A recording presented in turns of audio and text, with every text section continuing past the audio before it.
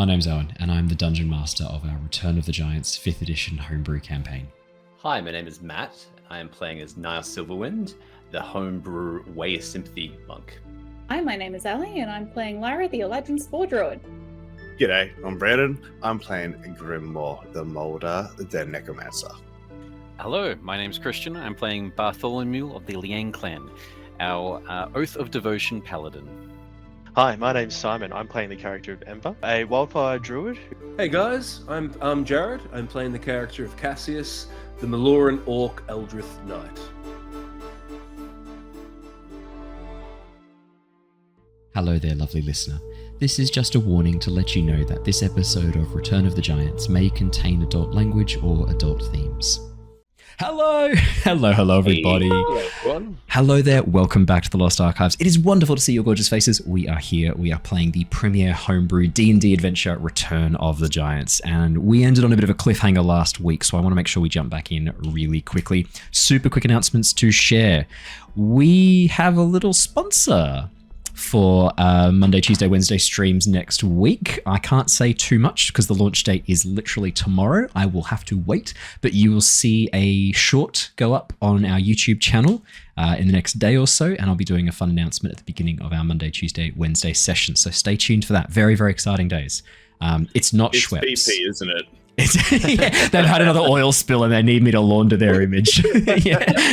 Yeah, we've destroyed half of the Indian Ocean for a third time, but you can make it better, right? Just hold up a cute dog and it'll all be okay. Thanks, Dave. Here's Owen, who's like, I'm sorry.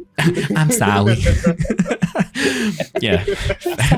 Famous for helping the big petroleum companies launder their image. Well, yeah, it's what I'm known for. The next giant technology we find will be based on it. Yeah, that's it. Yeah. So that's very exciting. I'm very excited to share that. Our Cosmere series is absolutely hitting the swing of things now. We are having an unbelievably good time with the Cosmere RPG. It is so excellent to run. If you haven't been checking out that series, I promise you definitely should. You'll really enjoy it. You'll see a link popping up now to go and take you to the first episode. But don't click it yet. You can come back. You got to watch this first. Then you can come back and watch that. Yeah, got to stay here. This is also very excellent. We have Jared with us, but his camera is off tonight. Matt is not with us. He is still enjoying Japan. Son of a bitch. Having an absolutely awesome time. So really looking forward to having Matt rejoin us as Niles. Tales from the Yawning Portal on Tuesday nights is also, we're having an absolute blast playing through that. It is as chaotic as you'd expect for the Tuesday crew. So for those of you who enjoy our escapades in Avatar, there is a lot for you to enjoy on the Tuesday night D&D sessions. So make sure you come and check that out. And Pokemon Legends is still powering along. We are making our way through the game. New episodes will be dropping every day, every second day or so. If you're enjoying it, let me know in the comments. If there's something else you'd like me to take a look at once I wrap up Legends EA, please shoot me a comment below. Otherwise, we are in the process of setting up potentially a large group modded Minecraft playthrough.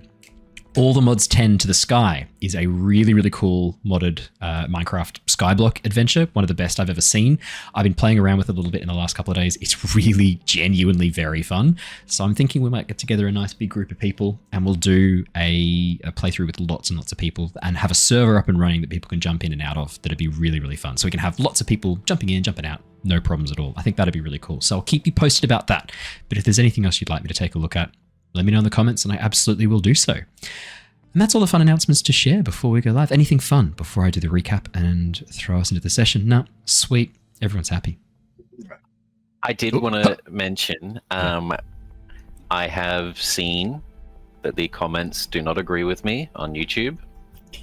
I wasn't going to bring it up. I was going to let you experience that shame silently. Sit in the mess that I've made. Apparently, people don't like them. Other than the idea of having putting a bag of peanuts that you give with smooth peanut butter, so people can crush it into it.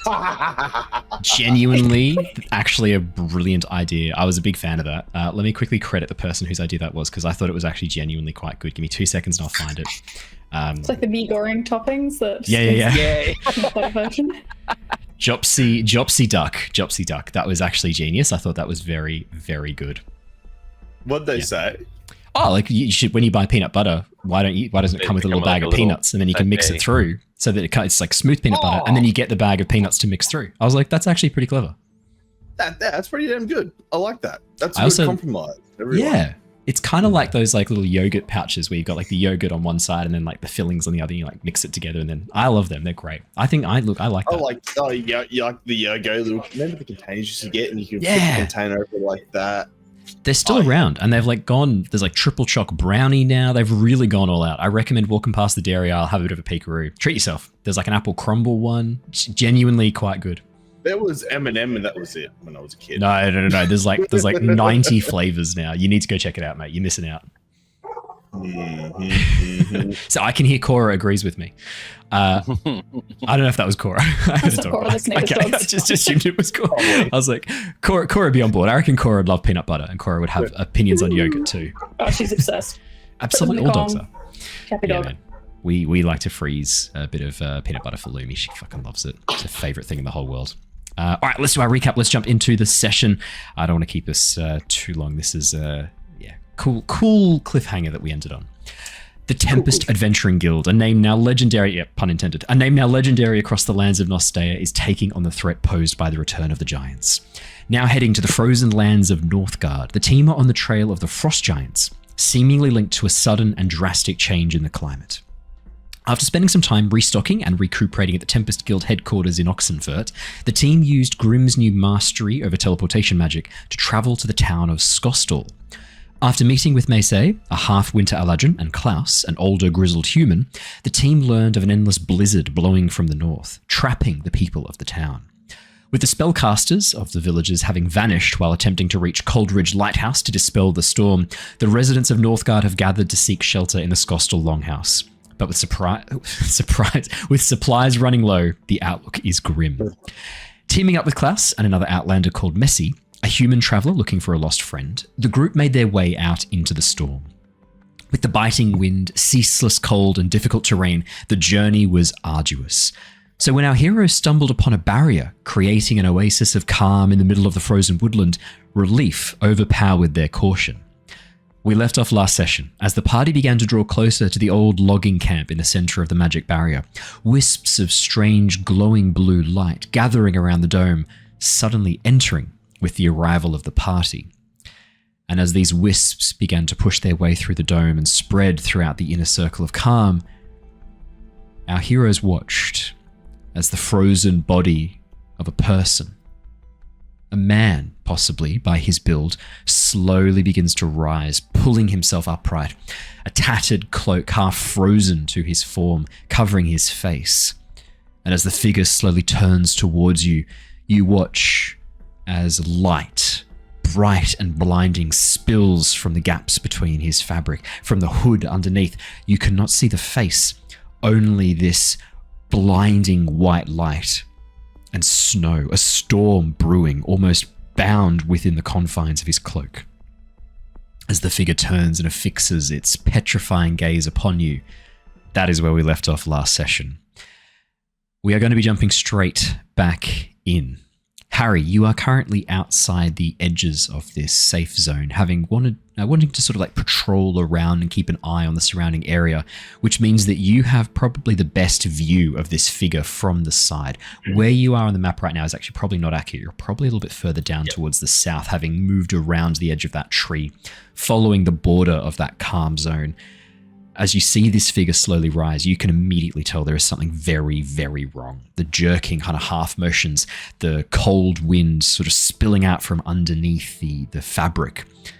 And as the figure turns and looks towards the party, I am going to have us all start the session off in initiative. So, if you could all please click on your tokens. Yes. Can I, I'll roll initiative, but can I also... Yes. Whether or not during that time I can see what sort of, or whether or not it's conjuration magic, so it looks like it's some sort of arcane to me, like some sort of magic behind it. Can I see whether or not I will understand before we go into initiative? Yeah. I'm more than happy for you. Yeah, I've got no problems with that at all. I've got no problems at all with you rolling a Arcana, maybe if you wanted to roll like a Nature Arcana. What else would fit here? Arcana, and I roll my history. initiative. Bless you. Bless you. That was the daddest of dad sneezes I've ever done in my life. It is lucky I hit the mute button in time. That would have blown every microphone and speaker. Yeah, there are maybe aliens traveling towards us on the 3i Atlas that didn't hear me. The rest of the planet, no problems. Would have heard that sneeze. That measured on the Richter scale, that sneeze. Oh, dearie me. That's a man sneeze. That's a man sneeze. When you can sink a small island nation from 600 leagues, that's a man sneeze. When you trigger tsunamis. Yeah. When it causes tinnitus in a 5-kilometer radius, it's a man sneeze. Yeah, that's it. That's it. Oh, dearie me. I've had this thing for like 3 weeks now. I am still shaking it off. I'm still occasionally coughing stuff up. I'm still occasionally sneezing stuff out. It's ridiculous. I've never had something this long before. Alrighty. Can you guys see the cold light? Yes. Yes. Jared, hello. Sorry. Yeah. No. Can you just change my initiative to 8? Yeah. So basically, I rolled 1, but it's +4, so it goes 5. Gift of Alacrity, I rolled a D8. Yep. And You got a it's 3. so it goes to just a bit further up. Perfect. Yeah, man. Thanks. No dramas at all. The only other thing I will do, so because we have a few companions with us tonight and also Niles who is not with us, what I'm going to do, is everyone there? Harry, Cassius, Grim? I clicked in my token, I swear. I don't believe you. It was 17. 17. No dramas at all. I'm not going to roll initiative for Niles, Klaus, and Messy. The way we're going to handle those guys tonight is have them a little bit off to the side, dealing with their own problems, which you will soon discover. Starting us off in the initiative, however. Bart, have you rolled yours? What was yours, Bart? I'll add yours. I don't think it's come across. 7. 7. Let me add yours too. I don't have Niles here to help carry me. No, you don't have Niles here to help carry you. Harry, starting us off. As initiative begins and as you see... I'll bring us across the map, sorry. As you see these creatures begin to rise from the snow and slowly begin moving towards... there is more than one. You can immediately see that there are a number of these creatures as those blue wisps, these like these cold will-o'-the-wisps begin to fly towards the campsite. You watch as a number of other ones begin to rise up from the around the blue light of the campfire. I'll bring them across to the map now, as that would technically happen before the initiative starts. Can Harry tell if his friends can see them? I think at this point you can call that as a free action and just say, "There's more." I don't want to give away my position. Oh, fair. So...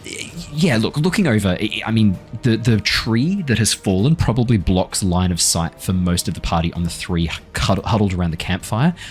But I mean, they're going to see them soon enough. Okay. Well, instead of calling it a free action, could I minor illusion as a free action, like an arrow with a cross next to it?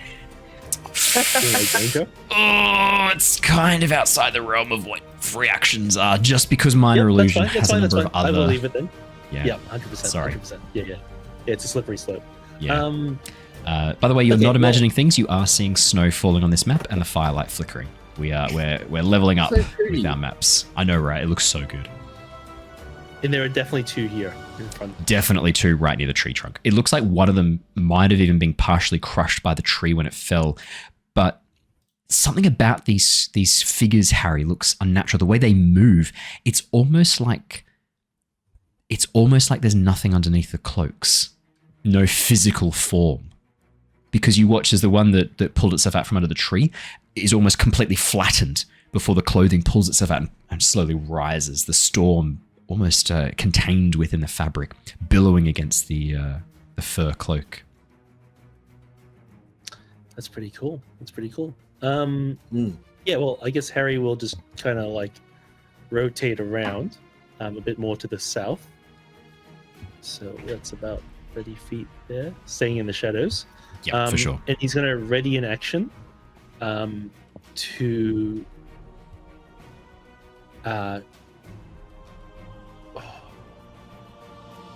Eldritch Blast. Yeah, to shoot his crossbow. I was thinking about... If I bonus action dash, does I get away with my stealth position?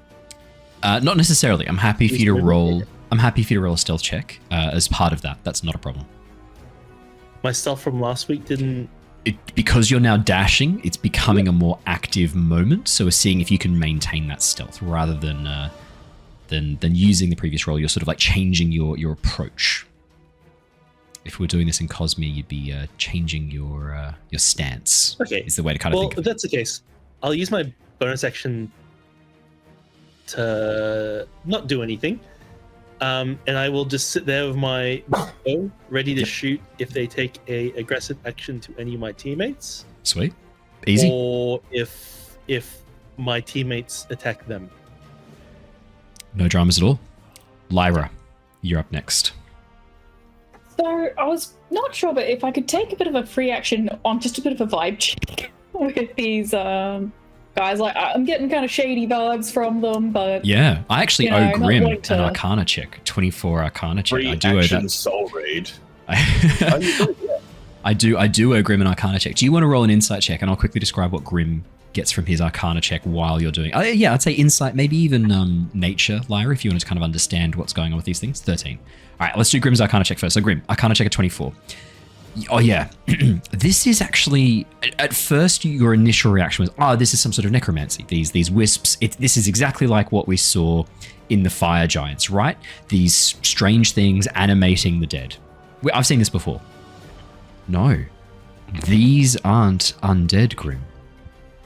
The bodies that were frozen here have been completely consumed by whatever these orbs, these wisps are. They are now inhabiting the clothing. You don't think they're elementals. You don't think they're undead. Whatever magic they're using, it's almost like they have eaten the people to take on their forms. If they also gain other aspects by doing this consumption, there could be some problems here for you guys. If any of these people were spellcasters or had access to magic, the wisps consuming them and taking on their kind of physical form might also give them access to spellcasting as well. Bit of a concerning development. Lyra, Insight of 13. These creatures are moving towards you, reaching out. There is no sound that comes from them apart from the rustling of their clothing.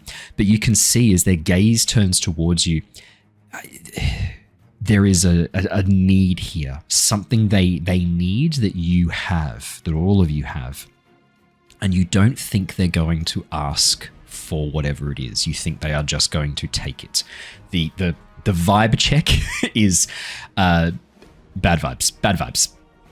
These things are heading towards you, arms outstretched, in a very threatening way.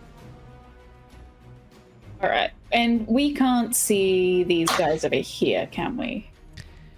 You can sort of, from where you are with the fallen tree trunk, you can't see them clearly, but you can see movement and motion.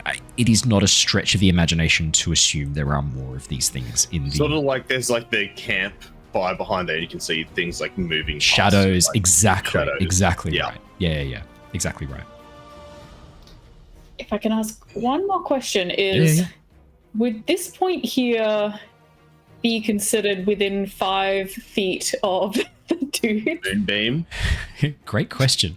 Right in the middle of the square? Definitely not, unfortunately, because the 5 feet would be the width of the squares. So if what that would look like, let me draw. Where are we? Ellipse. Here you go. Let me draw. Oh, that's the worst circle I've ever drawn in my life. There you go. So it's fine. that would be 5 feet there. Unfortunately, yeah. Sorry. But right in the middle of the campfire as a target, aiming for the light and the dancing shadows. Look, it's a great idea. Unfortunately, it's hard to say whether or not it's going to get them. You're not sure. You think probably not. Right. I think. You can hear dogs baying in the distance. Yeah, sorry about that. No. Yeah, It's finish my 10 it's up with my no. phone. It's ambience. We've got ambience going on. There are dogs baying somewhere in the distance. You think there might be more of these creatures haunting the snow-covered forest. Yep, eternally haunted by my neighbor's dogs. If I can, then I'm going to sort of using the fire sort of as my sort of waypoint, seeing the motion, sort of tracking around it. I'm going to try and drop a bit of a blind moonbeam. Yeah. The player in me that can see the map wants to drop it sort of here-ish to get these two dudes, but and yeah, so moonbeam with the 10 foot. Whoop, lost you for a second. What was the end? What was the end bit there, Ali? Yeah, so if I can, I'm gonna try and drop a moonbeam around sort of this spot here. Maybe just a bit forward, like sort of a bit closer to us. Yeah, probably about there, yeah. Cool. Where Oh no, we are losing you, Ali. Ali, come back! That's so weird. We've got Brandon with no problems. You're using the same internet. I'm sounding cool. I am. Yeah, I think she Tell was her to saying yell really loud, and then Brendan can relay. Yeah, yeah. From memory, said. I think Ali was saying it's a 10-foot diameter. It is. I was just checking so that. it's 10 I was foot just checking diameter. that. So actually, in that case, then. Oh no, not quite. But there you go. You can definitely get these two. There you go. You can definitely get these two. Easy peasy. That's what she said. You center it on that point even. You can, here you go, let me give you the actual moonbeam. I've actually got an animated moonbeam. Let me chuck it down. Can you make moonbeam bigger if you wanted to? No, moonbeam's always 10 foot 5 foot diameter. radius. So, Because it specifies 5 foot radius. Oh, okay. Here we go. I'll be- There you go. I should just use this next time Sick. straight away. Because that's the easiest That's way a to... moonbeam right there. It's a moonbeam. Yep. Boom, boom, boom. Moon. Yeah. I'll chuck it on the foreground layer, and that way I don't have to worry about clicking on it. There we go. Sweet. Yeah. And then, so if I can get a, Yep. what's the check for that Absolutely. one? I believe it's Constitution as they enter the moonbeam. yeah. I will roll those Constitution checks now. So, 2 Constitution checks. That is going to be a 11 and a 17. I'm guessing that's one pass, one success, fail. one fail. Yeah. Oh, just a pass, actually. Nice. Alrighty. 15 points of radiant damage. You watch as the light of the moon blasts down on top of them. There is this moment, Lyra, looking at them, where it doesn't seem like they took as much damage as you were expecting. Also, you said that they took on, from Grimm's Arcana check, they took on the shapes of these people. Yeah. Does anything happen with the moonbeam's effect to revert creatures? They're not shapeshifted, so no. It's more like they've consumed them and use that as like a template for how they want to look. But it's not quite shapeshifting. They've not changed their physical form. They've just, what's the way to describe this? Because they're like motes of energy and concentrated storm, right? So they've just filled out to fill the container that they're currently in. Imagine they're like a liquid. Is the best way to kind of imagine their form. So 15 points of damage, no dramas at all. Let me mark that off. Cool. Anything else, Lyra? 5, 30, yep. So I'm gonna move there with 30 feet of movement. Actually, I'm gonna probably tuck myself just off to the side there a bit more. And then as a bonus action, I'm gonna bring up Shillelagh. Oh yeah, for sure. Absolutely. No dramas at all. Anything else on your turn, Lyra? Oh, good. Cool. The Coldlight Walkers. You watch as emerging from around the other side of the trunk, 3 more appear, moving towards the group. Messai, Klaus, and Niles all rush forwards to engage these other 3. Niles turning back and goes, I'll take care of these ones if you can deal with the ones by the fire. As he turns back around. So I will move Klaus, Messai, and Niles all up to deal with these. Do not worry, they will go at the end of each initiative round, and we will have you guys roll percentage checks to see how things go. For the other Coldlight amazingly Walkers, good at D100s. Exactly. I know how good you guys are at them. For the other Coldlight Walkers, you watch as they begin to move around the edge of the log. Lyra, one of them moving straight for you. The one further away has no idea where Harry is. You watch as it slowly sinks into the ground, deflating as the clothing collapses, and then rises up, caught in a storm. This like gust of wind moves the creature over right into the middle of Cassius, Grim, and Bart, almost like some sort of weird version of Misty Step. The other 3 do exactly the same thing, teleporting right over to Bart, teleporting right over to Cassius, and teleporting right over to Grim. Alrighty. That is their bonus actions. They are going to do their attacks. They're going to do 1 slam and 1 cold ray each. 4, 5, 6. Okay, so first up we have Lyra. Does an 18 hit you? Meets it. That is going to be... Can I roll my attack in case I one-shot one? Yeah, for sure. Yeah. Because as they attack your companions, that would send off your... Yep, I'll take the one attacking Lyra because it's the closest. Yeah, for sure. And it'd be advantage. Yes. Lyra, that'll be a 9 bludgeoning damage and 12 cold damage. 10, 23 does hit, so you get the first damage, which is the 5 piercing. You get 6 radiant. And is that 16 sneak attack? You rolled 2 6s and a 4. Holy shit. All right, let's mark that off. So that's 27 damage. Holy shit. Yep. Anything else? I don't know if radiant's super effective. I don't know, but yeah, that's my reaction. No dramas at all. It does not one-shot it, I'm sorry to say. Okay, always worth a try. So yeah, Lyra, that's going to be 9 bludgeoning and 12 cold. And then for the cold ray, that's a 10, so that misses.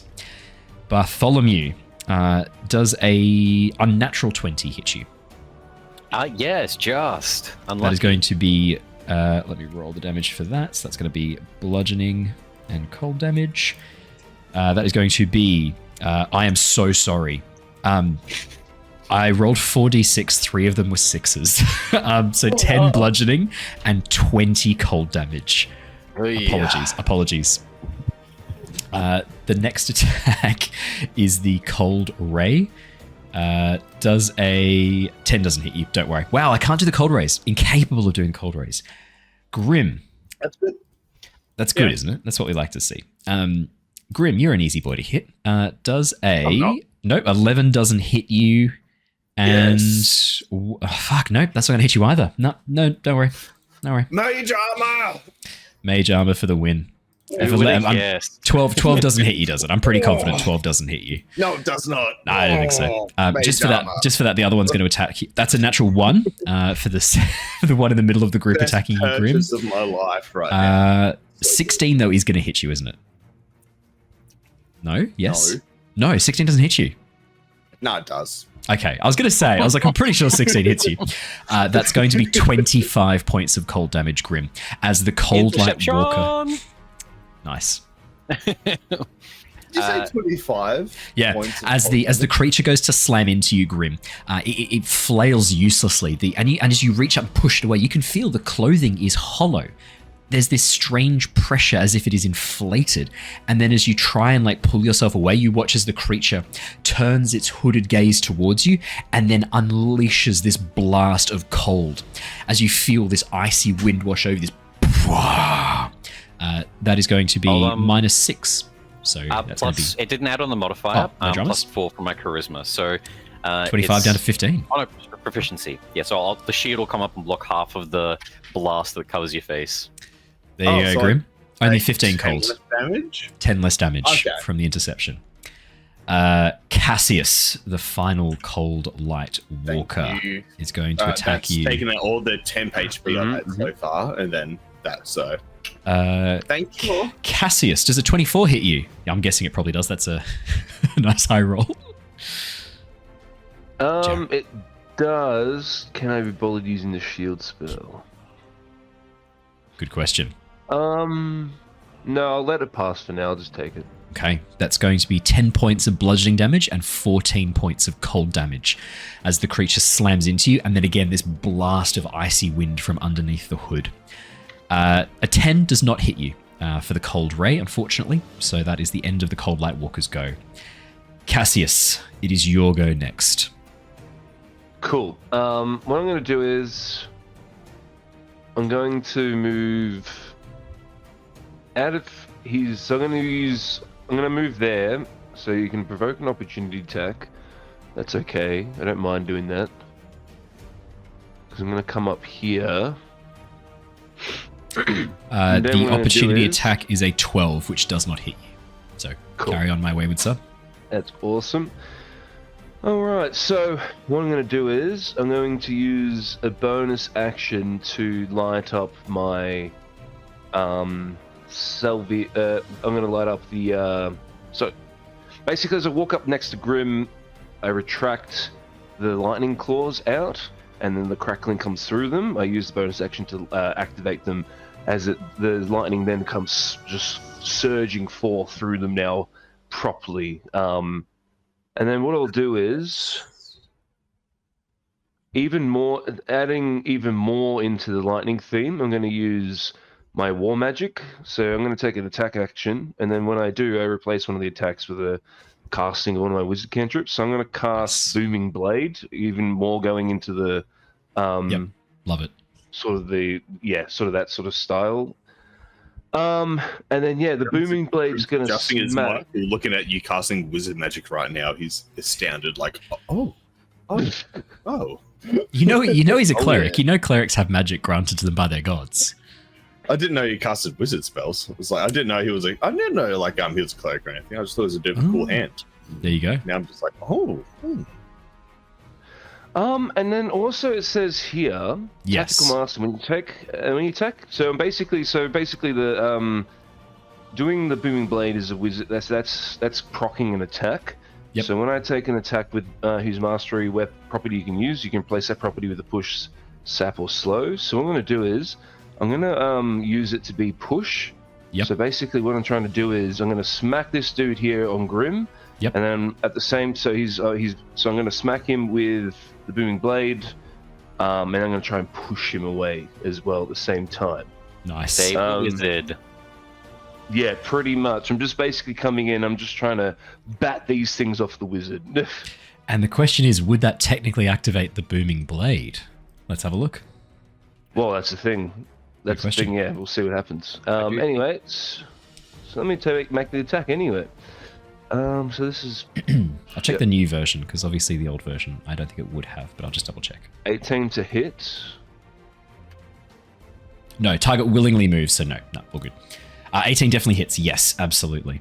Oh, but the thing is, just quickly, me moving them 10 feet means they'll have to hopefully actively, because this can push them back 10 feet. To move So if closer they push to them you back again, 10 feet, exactly. Yeah, Exactly. So then Yeah, that's yeah, when yeah. it'll proc it. Yep. 100%. Anyway, so 18 to hit. 18 does that hits, hit? definitely.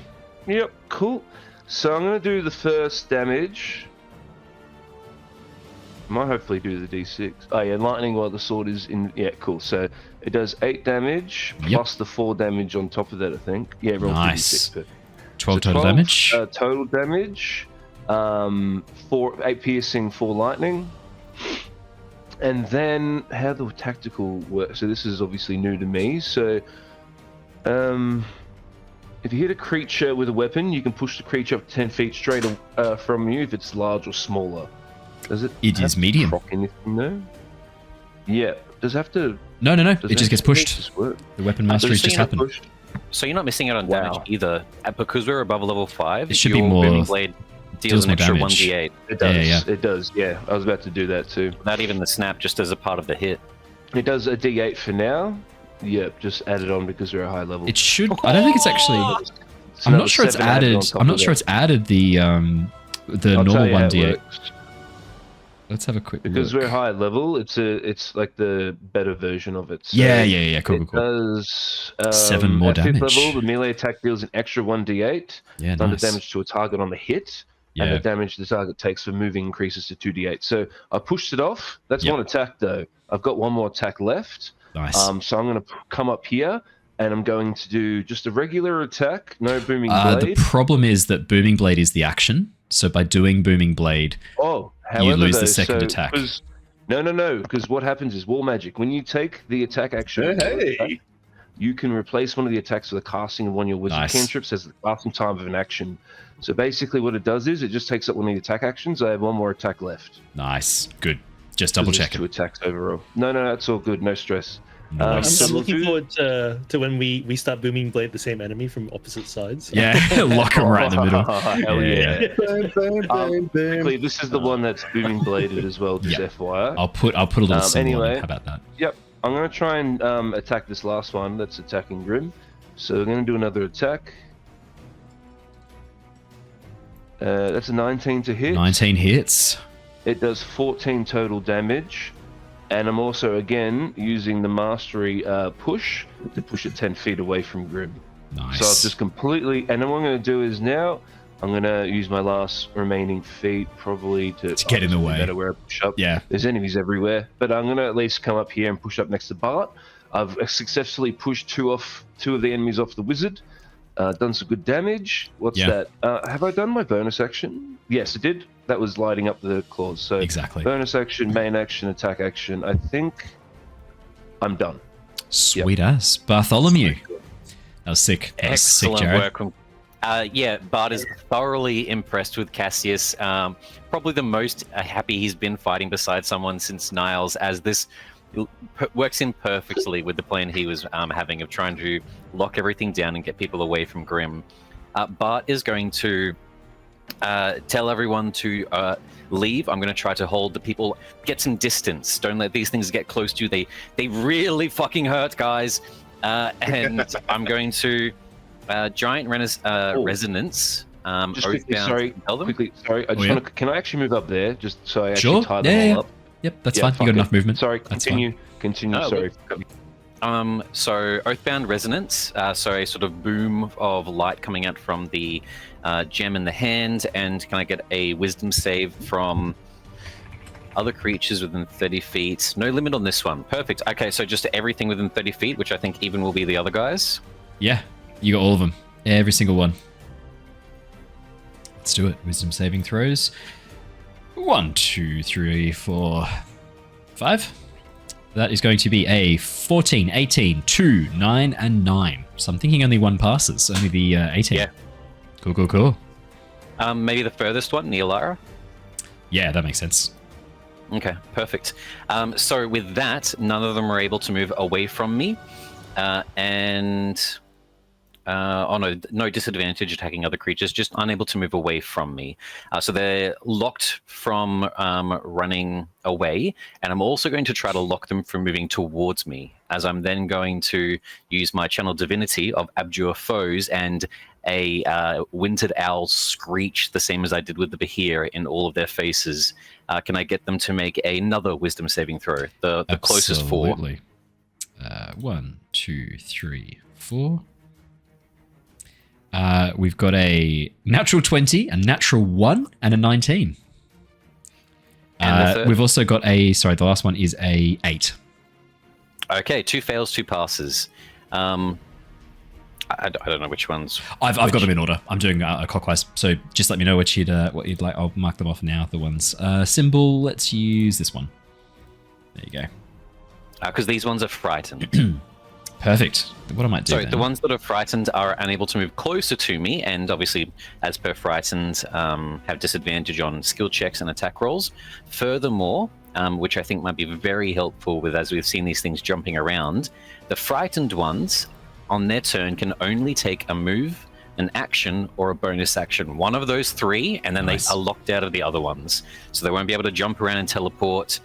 So locking down 2 of the Cold Walkers from moving away from me, moving closer to me, disadvantage on everything. I'm just going to screech at all of these things that they are the prey, not us. And that is my turn. Something happens that you don't see. Grim, it's your turn next. That's nice. Thank you for telling me that before my turn. Has anyone got a passive perception of 16 or higher? I think Lyra does. Harry does. Grim, do you actually have a passive perception of 16 or higher? I doubt that. I was going to say. Gotta be dead. Harry and Lyra. Definitely Harry would spot this. Lyra, this might just be... You only see a bit of movement in the snowdrift down towards the south east of where you are. You watch as there's this like shiver of movement.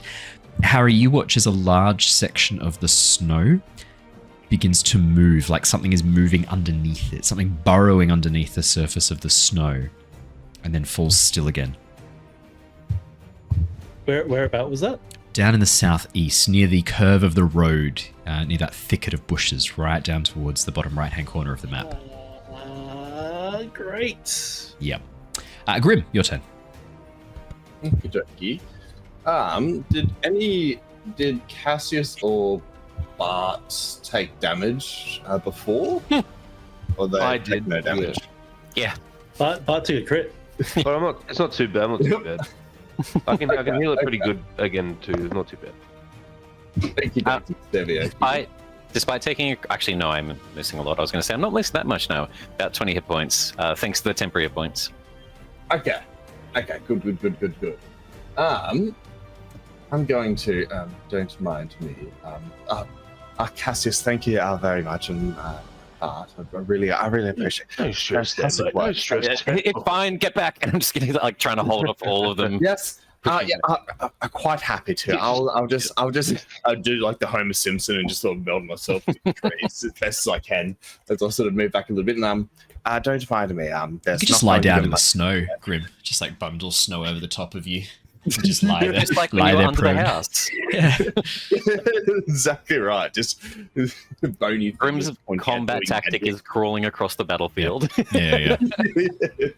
See, I'm a wizard. I'm not above that. you fools, you make yourselves easy to hit by standing upright. The most efficient form is prone. Oh, you fools. I'm going to do a 3rd level Withering Bloom. Oh, okay. Yes. That bad boy, and that's going to be a 10-foot radius. See if I can capture as many people as possible. If I do it, I can do it there. Yeah, I can capture 4 people. There. Oh, it's all good. I've got a thing for you. Don't worry. Oh, that's a bit big. Let me shrink it down. Oh no, that size is fine. It's not though. 10-foot radius, you said? Oh my god, Dave, Yes. his eyes. 10-foot radius. I can do that, and because I'm casting that as a 3rd level spell, increased by 1d6. So it's 3d6 to cast that one for. And in addition, one creature of your choice in that area can spend and roll one of its unspent hit dice and regain a number of hit points equal to the roll plus 1d6. Okay, 1d6, and for each slot above the second, the number of hit dice can be spent. So you can roll 2 hit dice in getting health back. Who looked like they'll hurt more was Bart. Bart. Bart. Okay, there we go. Yeah, Bart can roll 2 hit dice to heal himself. Is that in Plus the any right modifiers spot? or just flat? Just the hit dice. Looks like. Okay. Yep. 2 hit dice. To Oh, heal. equal to the roll plus Grim's spellcasting modifier. Grim, what's your spellcasting modifier? My spellcasting modifier is Be like it'll be your intelligence. What's your plus your proficiency? 9. Probably like 9. There you go. So plus 9 to whatever you roll on the hit dice. Do Wait. you want to roll me? Hang on, is it the modifier or the Modifier. attack? Do you Modifier. have a plus 9 intelligence? No, he doesn't. No. It'd be plus 5. no, or plus 4. sorry. Intelligence plus 5. Sorry. There you go, yeah. Yeah, makes more sense. I was going to say, I was like, wait a minute. So Yeah, 15. I'm not that smart. 15, but that's not bad. Is that in the Hey, right spot, rejuvenating. Grim? Is that good? Hell yeah. Is that where you'd like it? The Wither and Bloom on the map? That's what I was thinking. Yeah, getting all 4 of those dudes in that one area, Sweet. and it's a Constitution saving throw. I get an will- odd feeling of the sensation Grim has whenever his stone sucks the souls out of things. Oh, this feels wrong but good.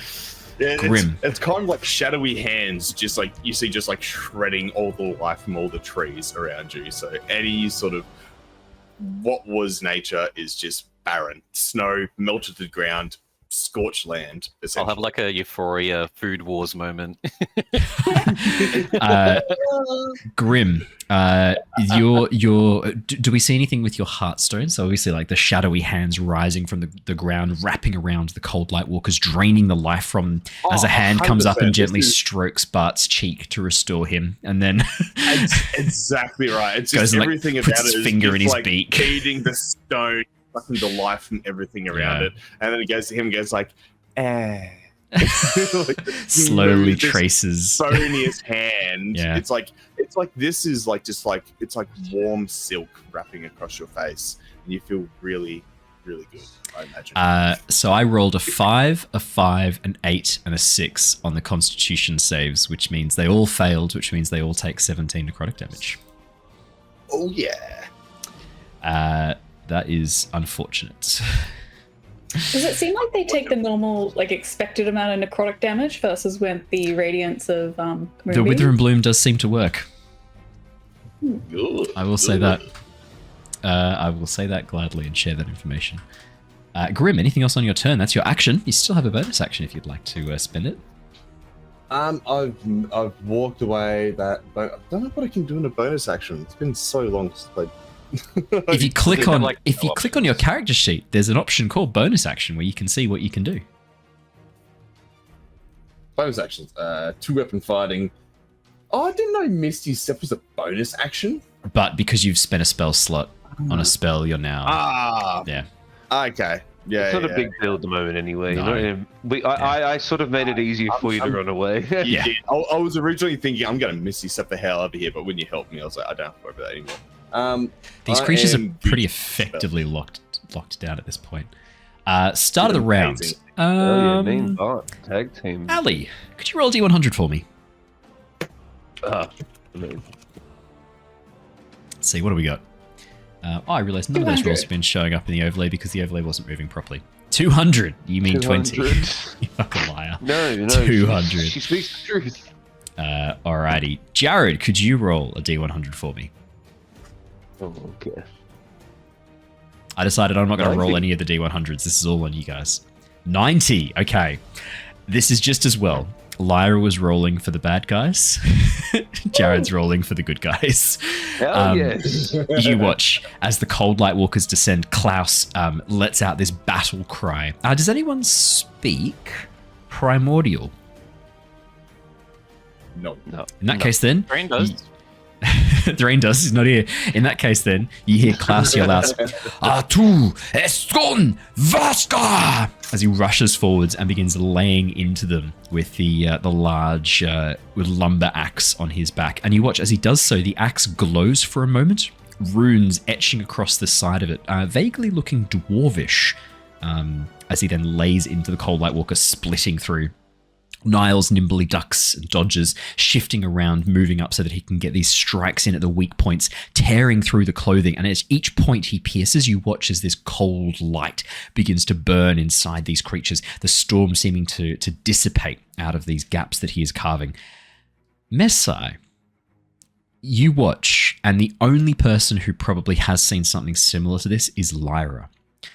You watch as Messai ducks and weaves, clashing about with his sword, and as he does so, with your very high passive perception and proximity to him, you watch as in his offhand, the muscles begin to bulge and shift for a moment as his fingers almost seem to shift and elongate, claws emerging from his hand as he takes on this bestial-like shape, very similar to something Wiltix used to do in combat, way back in Tyranny of Dragons.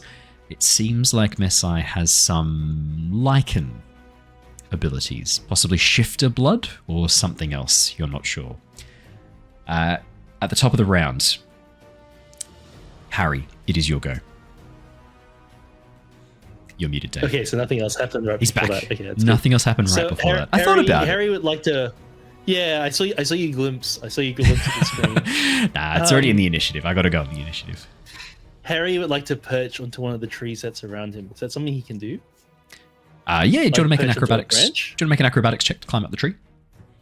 It's icy and rather cold, just so do it, a bit hard to climb. But yeah, let's give it a go. 11. That's really unfortunate, Harry. As you try and scramble up the side of the tree, the cold in here, while less than it is out in the forest, out beyond this protected dome, is still too great. The bark has frozen, the moisture has risen to the surface. It is so slippery that you struggle to find a purchase hold. It's going to be very difficult to climb these trees. Very difficult indeed. Okay. Am I... How does the mechanics for how stealth work? Am I still hidden because I shot, or am I in my position? You don't know for sure. These creatures seem to be focused on the rest of your party. If you want to be like guaranteed of being hidden, you will have to hide again as a bonus action after making an attack. Okay. Well, I'll tell you what Harry's going to do. He's going to Not participate in this fight. He's gonna just like he's gonna run away. He's gonna go and make himself a nice warm cuppa. Yeah. He'll move a bit more that to- campfire looks like it'd be nice to warm a nice hot cocoa on Harry. I put my rapid feet in there. Yeah. I'll bonus action Hex. Yep. The Cold Walker that's on Lyra. Absolutely. What ability would you like to hex? Oh, that's a good question. I would like to hex.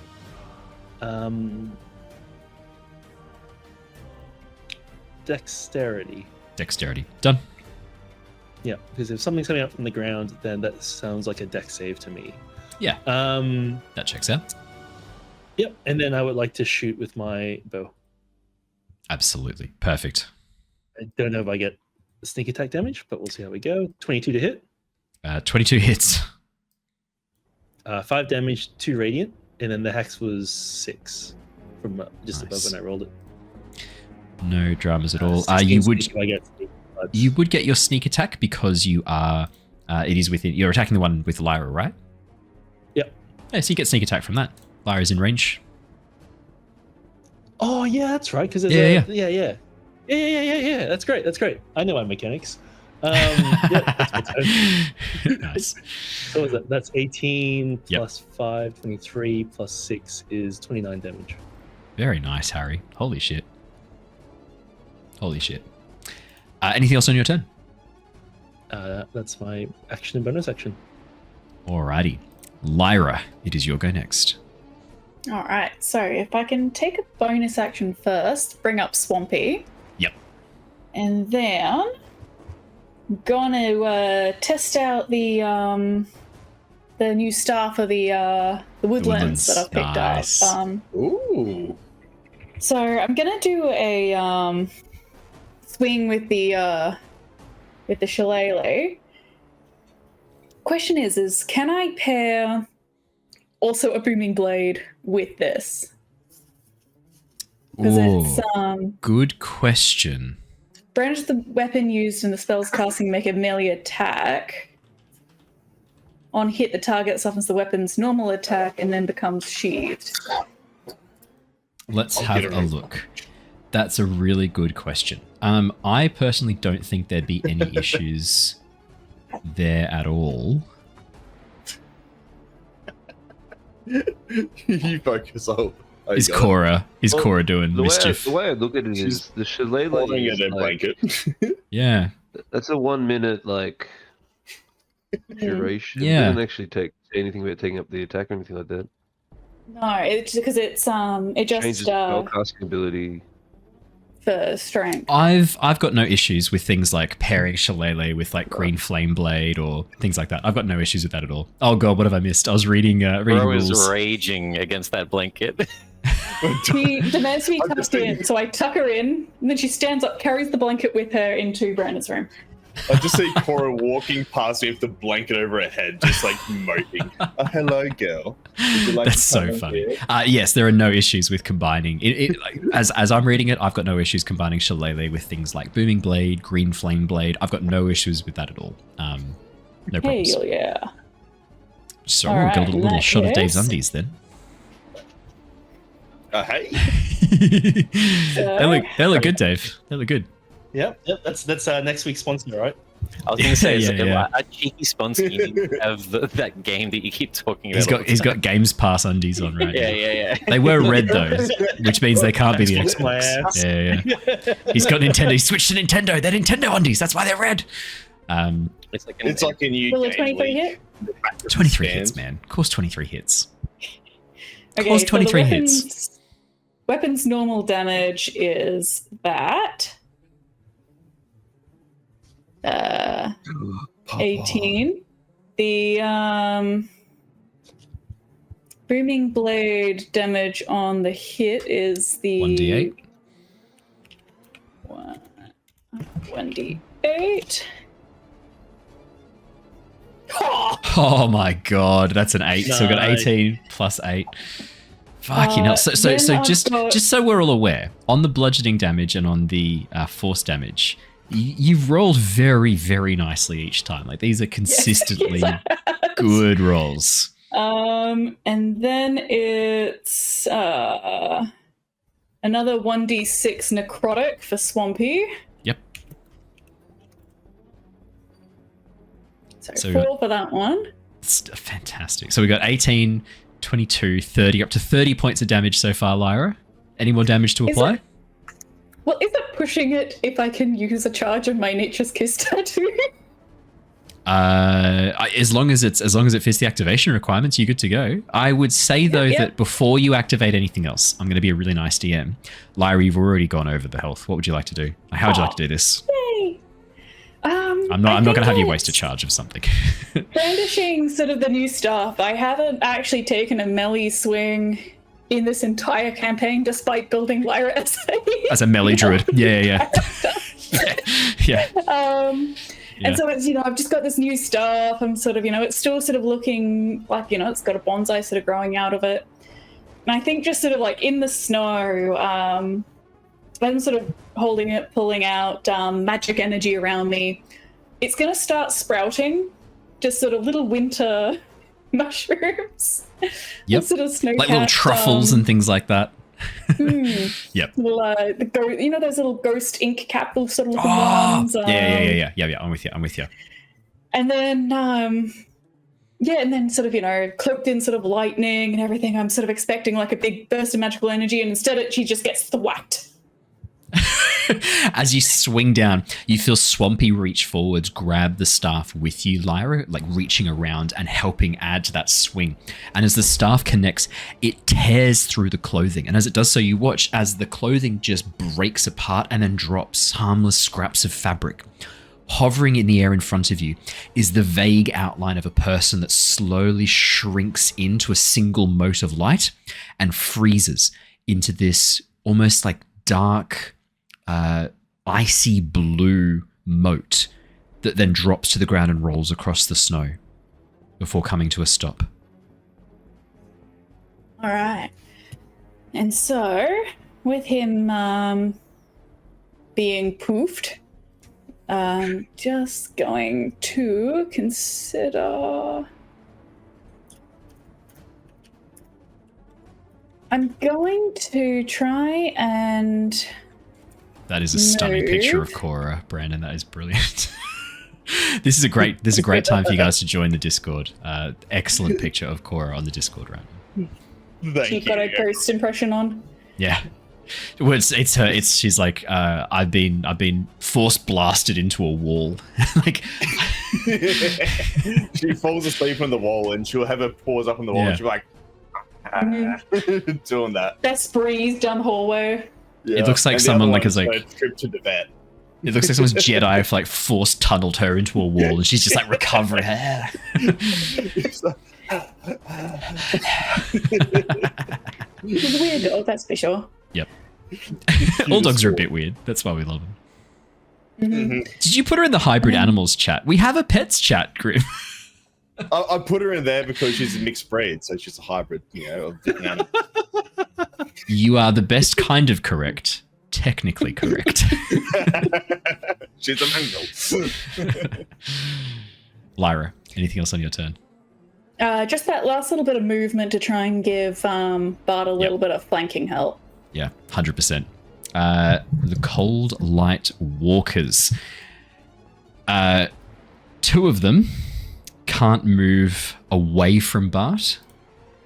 One of them is going to move closer, which triggers Cassius's booming blade. It's going to move up. Perfect. Cassius, would you like to roll the 2d8 for the booming blade? Another 7 damage. Nice. Thunder, I think. As the creature is blasted with this thunderous wave, you watch as it kind of pauses confused, as if it doesn't understand what's just happened to it. You're realizing these things don't seem that intelligent, the way they're acting. They might look humanoid, but there's no human intelligence behind these things. They seem very simple, something odd about these creatures. The one closest to you, Cassius, can only take an action, bonus action, or movement because it's affected by Bartholomew's abilities. It's going to take an action. It's going to use its attacks to try and hit you. That is going to be... Disadvantage, just as a reminder. Don't worry. That's a 10 for the first attack and a 14 for the second. I'm guessing they both miss, Cassius. Oh, yes. Cool. The one that moved closer, took the booming blade, is going to make an attack against Lyra. This one doesn't. Oh, yeah, sorry, Lyra.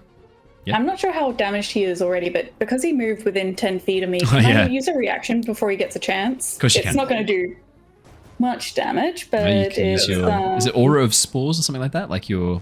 Yeah, the Halo of Spores. Halo of Spores, yeah. And it does... Sorry, I think it... Yeah, so it's 2d6 because I've got Swampy up. Yep.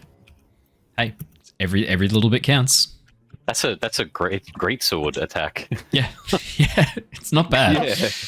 I'm not rolling bad tonight. Damage. There you go. Now, the one that's moved closer is only affected by that ability that stops it moving away from you, Bart. So that doesn't give it disadvantage on the attack, is it? It's just the fear. No. Yeah, cool. Just want to double check. It's just not allowed to move any further away. Yeah, that's easy. It moves closer. It's got no interest in moving away. Lyra, does a 16 hit you? No, it does not. Bartholomew, does an 18 hit you? No, it does not. Neither of these hits. The next one is going to make an attack against... it's going to make an attack against one attack against each of you, the one that is in the middle of the two of you. And this one is the other one that doesn't have disadvantage. That is going to be Lyra. That is going to be... A 14 doesn't hit you, does it? Fucking hell. But Bart, I'm guessing a natural 20 does. Oh! Hey, could have been worse. That could have been Lyra. What do you mean? It could have been worse. Last time it wasn't a natural 20, but it was like max of the damage, and now it is a natural 20. This is actually really bad because it's 2d8 plus 4d6 on the roll, so this is going to be quite bad. So I'm just doing the math right now. 8d6. They're like, isn't that a fireball? It's pretty bad. Basically, yeah. Plus 12, plus Luckily, he's our 17. tank. The damage is 69. Really? 12 plus 17 plus 2d8, so plus 16 plus 4d6, which is... I know this is bad. It's bad. When things crit, remember, you guys get the better criticals. These bad guys get the better criticals as well. Are you up? I am only up thanks to Grim. I'm on 5 hit points. You see me from the trees under the looting you. I'm just gonna put the brackets in properly because I just want to double check. It does seem like that is rather high. I'm just gonna do the whole equation with the brackets in just to make sure I'm doing this properly. I apologize. I apologize. It should. Oh no, hang on. No. Well, fucking hell. Yeah, because it gets the maximum dice. It might be actually. I might have actually. It might be. Yeah, because it's improved criticals. So 4d6 plus 24. Hang on. It's alright. I'll have you in a second. I'm just doing the math in. Okay. No, 69 is correct. I did it right. 69 is correct. 69 is the damage. Nice. I love that it's 69. Cool, You watch as Bart gets 69'd by one of the Coldlight Walkers. The last Coldlight Walker has disadvantage. One doesn't Get immediately get... Touch out of my face! You give and you take it. So. That's true. That's very true. The next one is going to make an attack against, unfortunately, because it can't move away and can't move closer, it's going to go for Lyra. This one does have disadvantage, Lyra, so at least there is that. Which is just as well, because that would have been a lot of damage on the first one. That's going to be a 12. I don't think that hits you, does it? But the second attack, even with disadvantage, how does a 17 go? Nope. There you go. You're all good. Nothing else to worry about. That is the Coldlight Walkers done. Cassius. I know, the little Swampy helping him out there. Cassius, you'll go next. I'm going to ask if it's okay, just as a quick free talk. Cassius, spread the pain. And I'm going to point at the one directly in front of me. We want to try to not hurt the frightened ones if possible for now. And then I do have a plan for something AoE-ish. You've already hurt these two, but yeah, I'm just going to point. Please hurt this fucking one. So which one in front of you is the one that... The one directly in between me and Lyra has not been hurt yet, and that's the one that we need damaged. All right, because the other two... So the other one... Because is that one frightened as well? Does it really matter at this point? I guess my turn's next, so no, the frightened doesn't matter, but just... The sad face is the frightened one. All right. If you hit the ones to your diagonals. All right. What I'll do then is, do you want me to move them? Do you want me to push things around, or do you want to keep them all where they are? Keep them close, please. All right. And I'm going to start charging up electricity across my mace. Okay. Yep. So you're gearing up for something. All right. No stress. Cool. What I'll do then is, what have I got up my?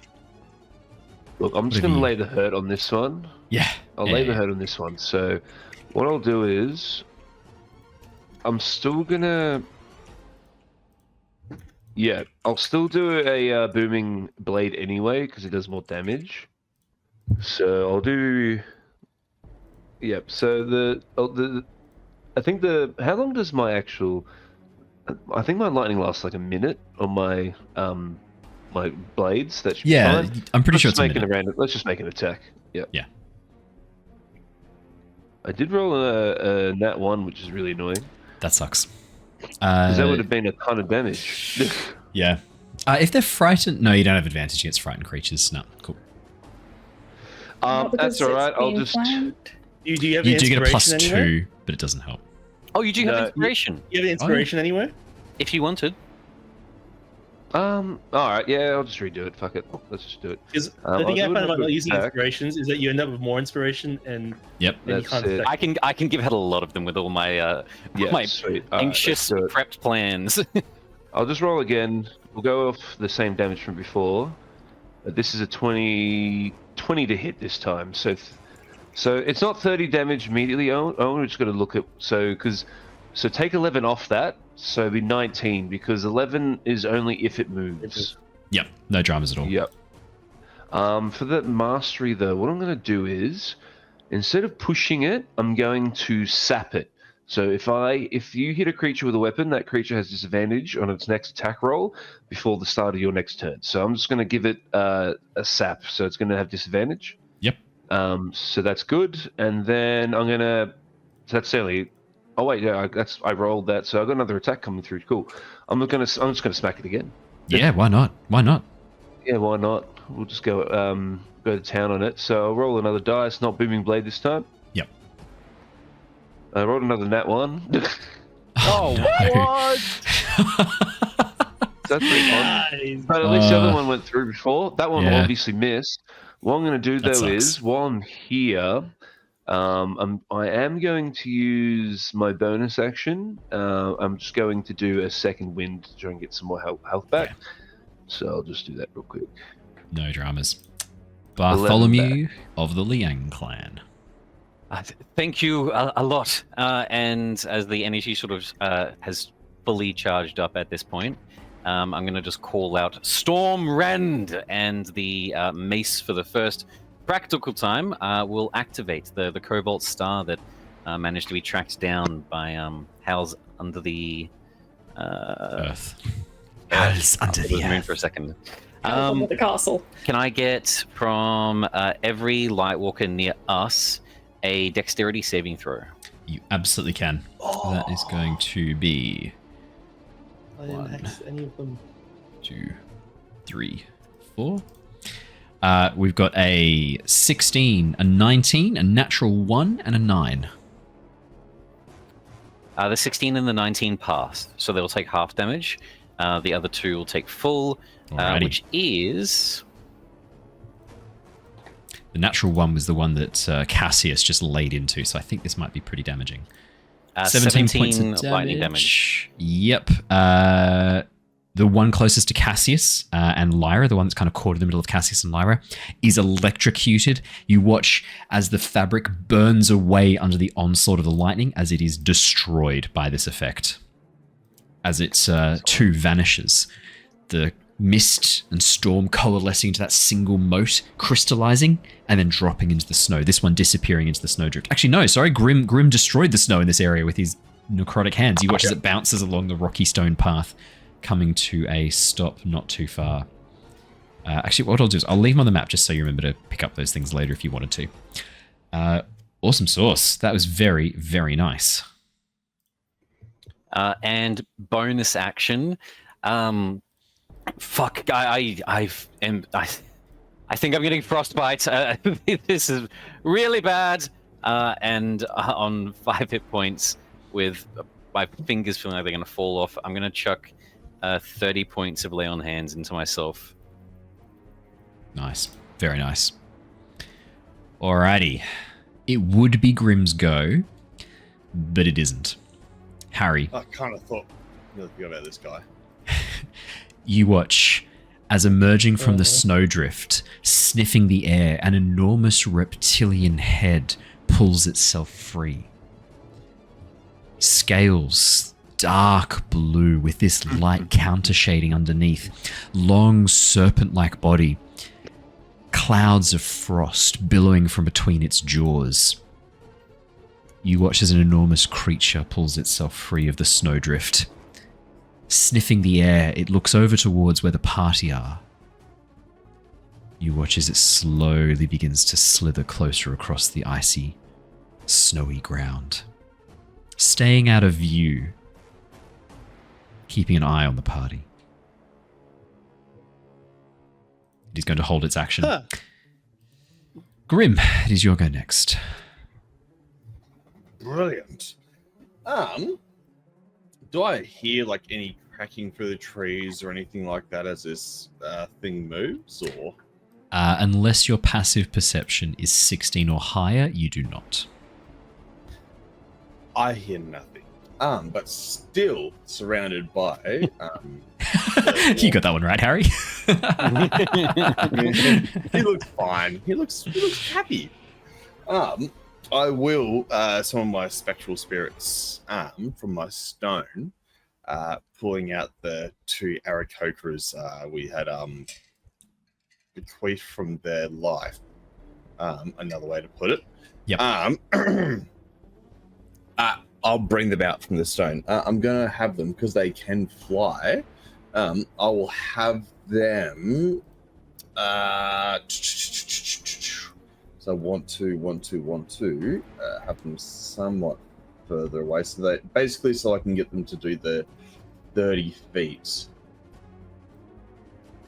So if I have them either side of me, I can pull them up. Can I have them have a fly speed of 50? And speed of 20, fly feet, yeah, okay, fly feet's good. Can have them, what would that be so they hit them? There you go. You've got control of them. You can move them around now. I've got the shades and I've put the shadow tint on them as well. I was ready for this. Legend. Thank you. Okay. No problems. So these guys here, so one will attack the one next to Bart. It'll need 30 feet, so if I have them 10 feet above me to fly, that'll be the 30 feet needed to hit that guy there with that, and then this guy here, 15, he'll be 15 feet above me, so they're staggered. Just so they can get the Paladin's movement, so they fly and do that attack. Fantastic. Yep. That will be... Wait, what? Let me click. Oh, I did click. Okay, it's done damage. I need some rolls to hit first. That's damage rolls. It hasn't rolled to hit. It's just rolled the damage. There you go. I'm happy to take the damage from the first bit. We always take the damage that rolls first, which I think you want anyway. So that's a 16 and a 9. So the 16 does hit. That's going to be 11 points of damage. And the 9 does not hit, unfortunately. Yeah, okay. So that one here, he flies by. Bam.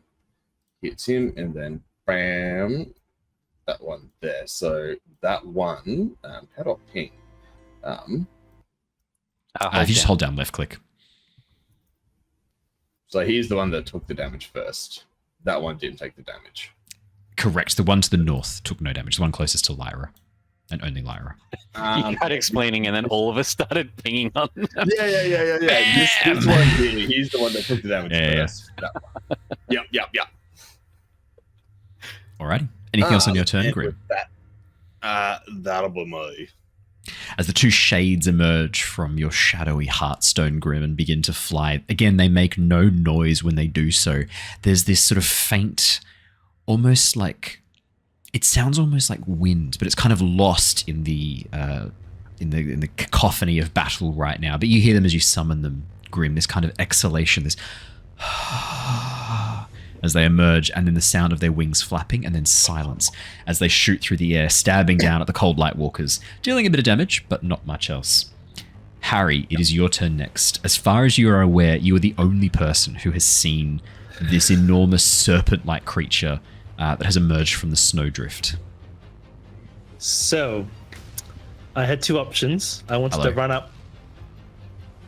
Yeah, can you not hear me? I can hear you. Chat? Yeah. Yeah, cool.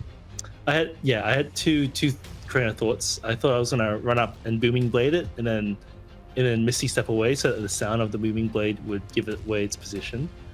Did you want to? Is there anything you wanted to what if it check has a before range you attack? launch into an attack? It doesn't seem to have made any aggressive moves yet. Just as a kind DM moment. Yep. No. Well, that was my original thought about what to do, but I changed my mind because Okay. it might have a ranged attack anyway. Yeah, that's true. It's just a giant carnivore stalking us. It's definitely not bad. From where Harry is, he's gonna yell, "There's a giant lizard thing hiding in the bushes on the southeast."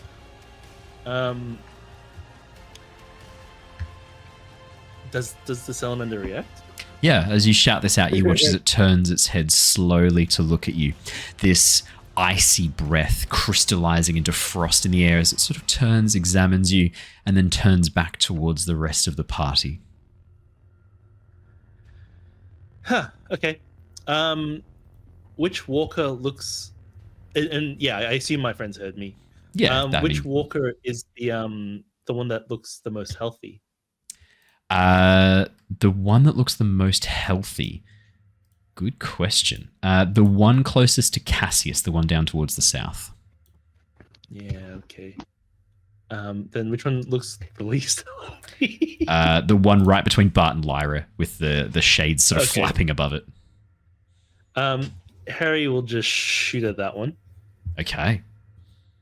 With his moonbow, which is a lovely gift from the DM. That is 20. I can't see the 20 rows in front. Dirty 20. That's definitely going to Did you- hit. 11 plus 12, 23 damage. That is going to be... Yep. Anything else on your turn, Harry? Yeah, Harry will change his position and bonus action and hide. So he's going to move 30 feet, like in this direction here, and then hide. Because that lizard thing looked at him, and it's terrifying. 21 to hide. Nice. That's pretty good. I can sort of fit everyone on the map. There we go. Can sort of fit everyone there with a bit of a rearrange of the map area. I can move somewhere else if it makes No. it better. That's absolutely fine. I did forget to do at the end of the round before we did Harry's turn. Could I please have Bart, Christian, could you roll me a D100? Dave, could you roll me a D100, please? I didn't kill it. Oh, okay. No, sorry, mate. 77. 68 did my and roll come through? 77. You watch as Niles, Messai, and Klaus continue to engage the Coldlight Walkers. Niles almost spearing through the Coldlight Walker closest to him and carving it apart as he then turns his attention down to help out Messi and Klaus. As you call out about the lizard, you hear Niles go, is it attacking you, Harry? It just looked at me like it wants. I don't know. It's very scary. It's very scary. Oh wait, I don't reply. I'm hiding. You can reply. Before this is before you hide. It's okay. This is happening. In the past, Okay. yeah. Gives away his position. Maybe Covers his mouth. don't antagonize it. Yeah. As it's their 3 turn, Klaus, is that thing dangerous? Got no fucking clue what that thing is. As he slams into the Coldlight Walker. I've never seen anything like it before. That's not good. Lyra, it is your go. All right. So, Bart is he sort of looking particularly Close to bloodied, death. Close to death. 1 foot in the grave. I did use the lay on hands. I'm now about halfway. 35 out of 76. I'm down about 40 hit points.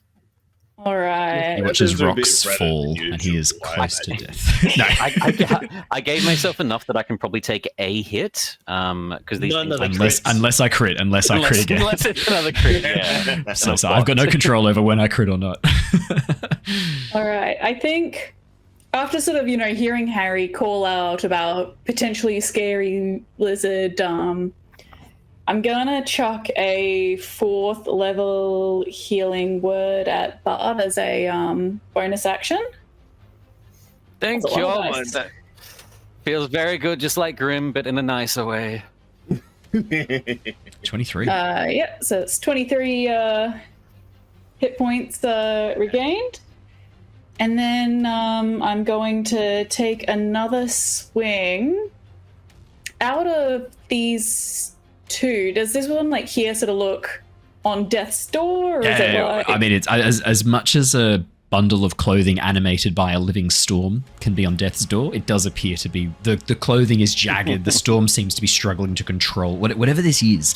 It's almost like like the storm shrunken down and manifested to create this moving creature. It does seem to be struggling quite a bit. All right, and this other one sort of less Struggling, so. but not as much. All right, I would say go for the struggling one a third less.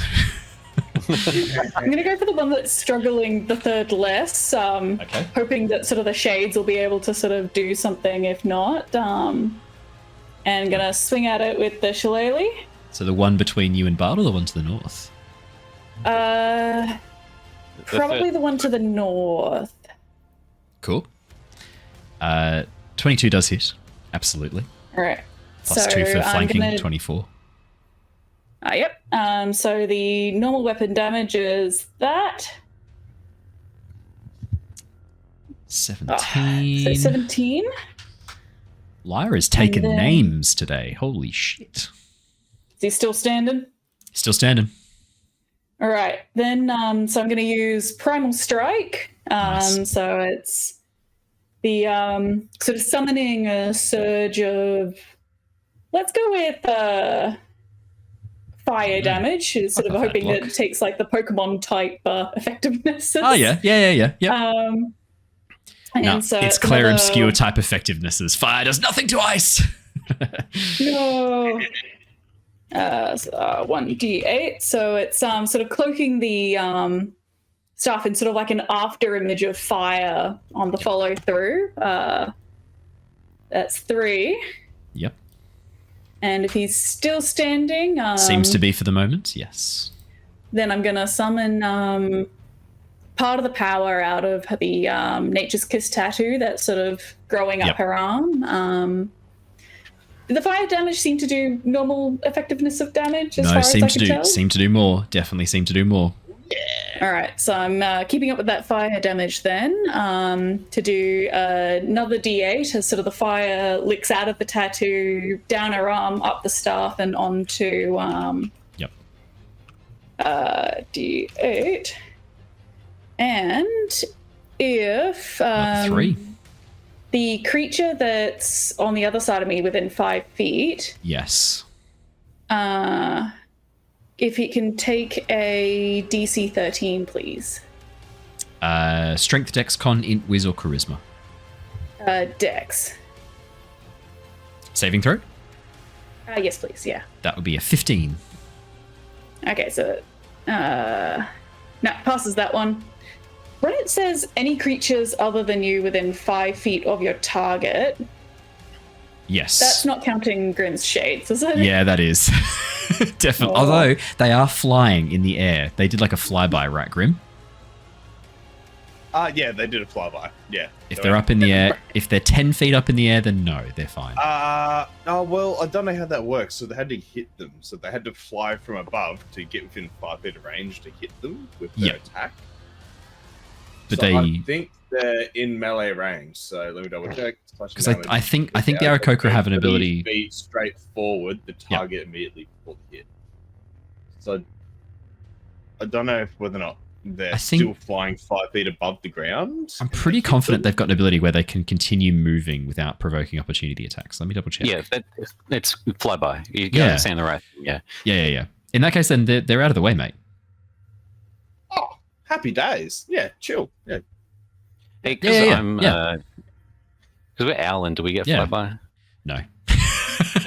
unless it's specifically listed as a trait that you have access to. I'd add it as a feat. I would allow it as a feat. You've got like a aerial combat training, and like one of the things that gives you is that ability to fly past, and maybe it like removes or like allows you to wear better armors for flying, things like that. I'd consider making that a homebrew feat, like aerial combat training. Cool. That makes sense. Lyra, And then as an you have additional one damage from Swampy. Yay! Lyra! No, it's not enough. As you burn the Coldlight Walker to the north of you with fire, you watch as the hood turns towards you and it activates its reaction to being burned. Could you please make for me a Constitution saving throw? Do not roll low. Question for the DM. Hello. 22. Does it get to use a reaction with my... It's not quite a reaction. It's more like this is like a when the creature is when fire damage is dealt, this kind of happens. It's a like a response more than a reaction. It's like It's not frightened anyway, so yeah, we're not chill. frightened regardless.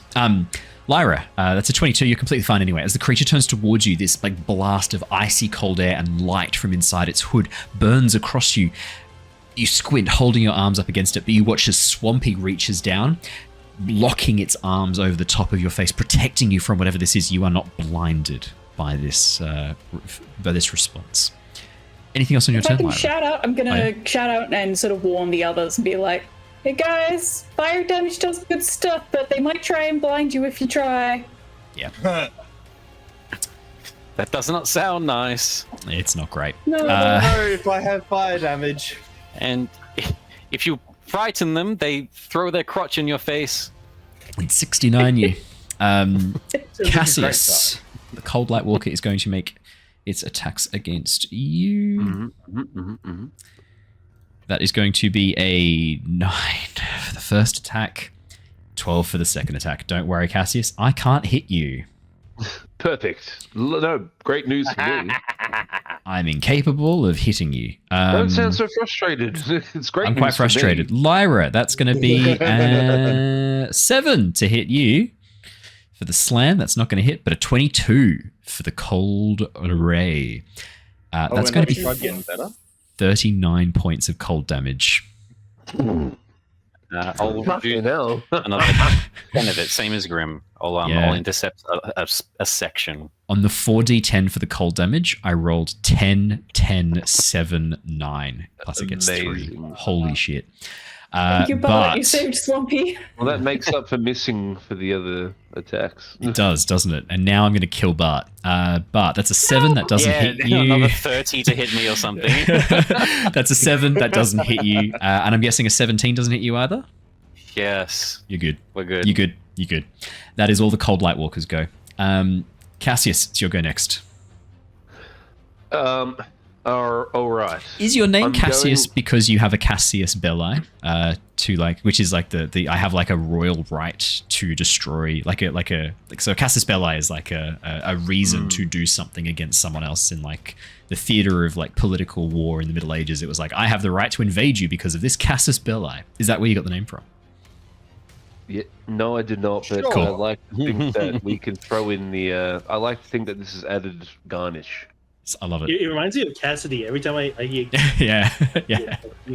Cassidy, fair. which is another character, Jared. Yeah. A very It's long. like Harry and Barry. Oh yeah, hilarious. true.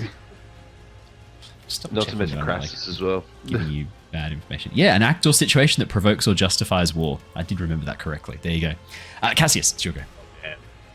Yeah, all right. So what I'm going to do is I'm going to, on this one in front of me here, Yep.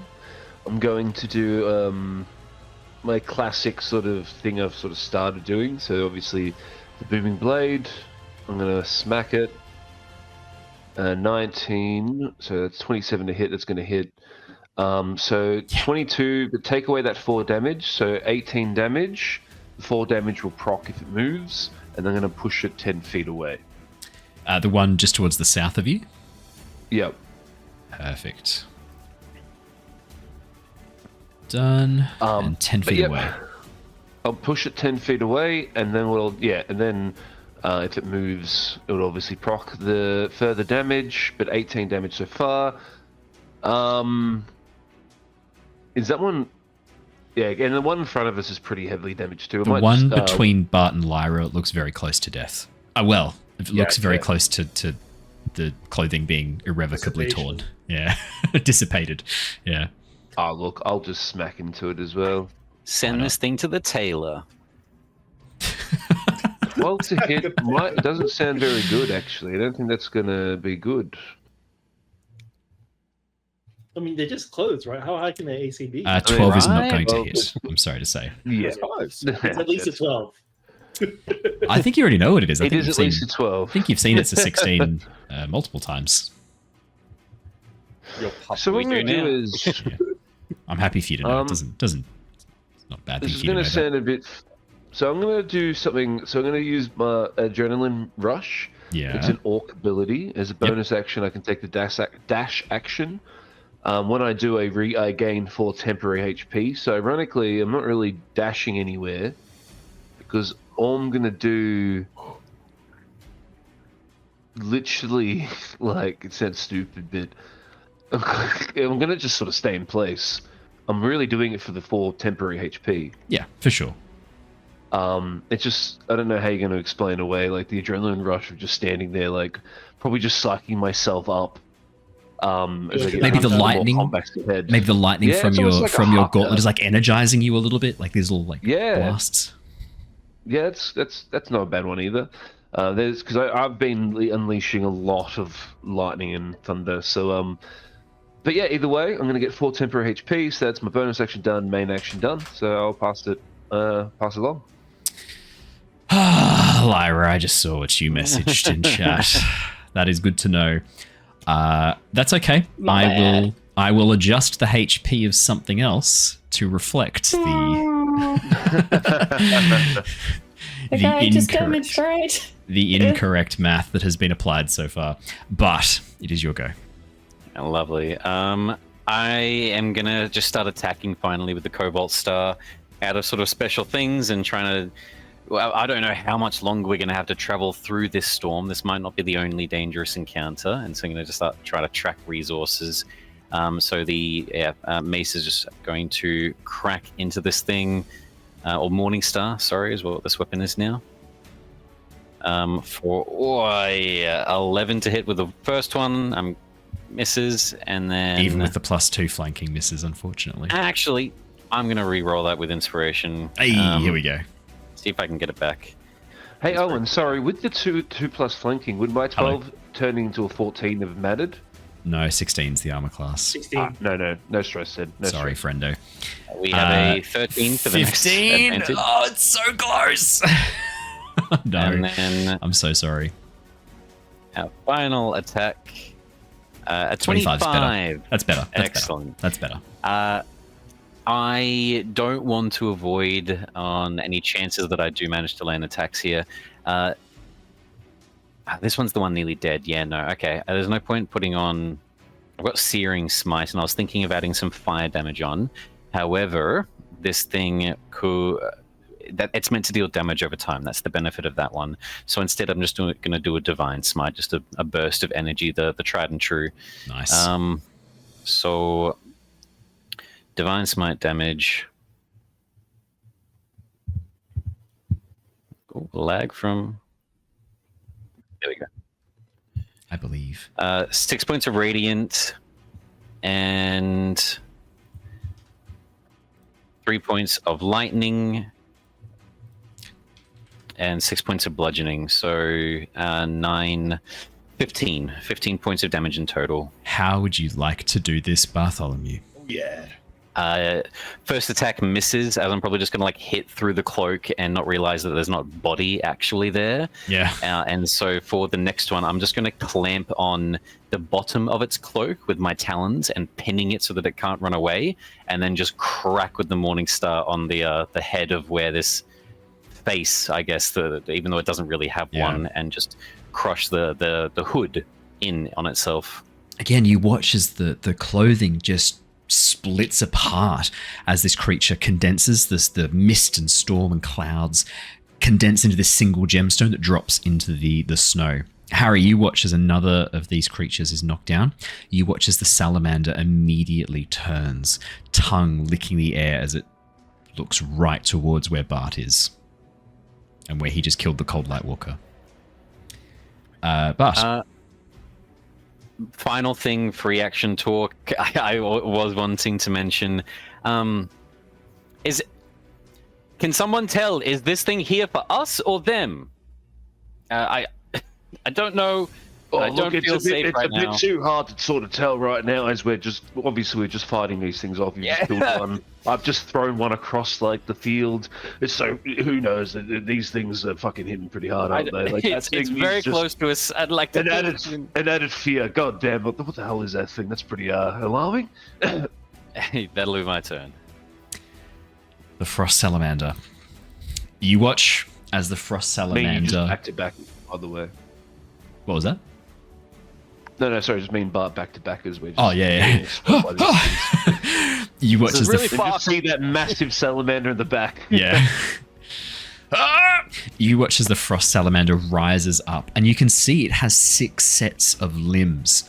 As it rises up, the 2 fronts, the forepaws, leaning out, you watch as it gathers together, sort of moving back in this very serpent-like manner, clicking these claws together. As it lets out this whooping cry, this whoop, whoop, and then begins to bound across the snow. It is going to throw itself fully across the snow, crash into Lyra, Cassius, and Bart as it tears into the snow at your feet. Lyra, Bart, and Cassius, could I please have dexterity saving throws, please? Lyra. I think it's after us. Yeah. Actually, yes. You two get a +4 from my devotion. 24, Lyra. Ooh.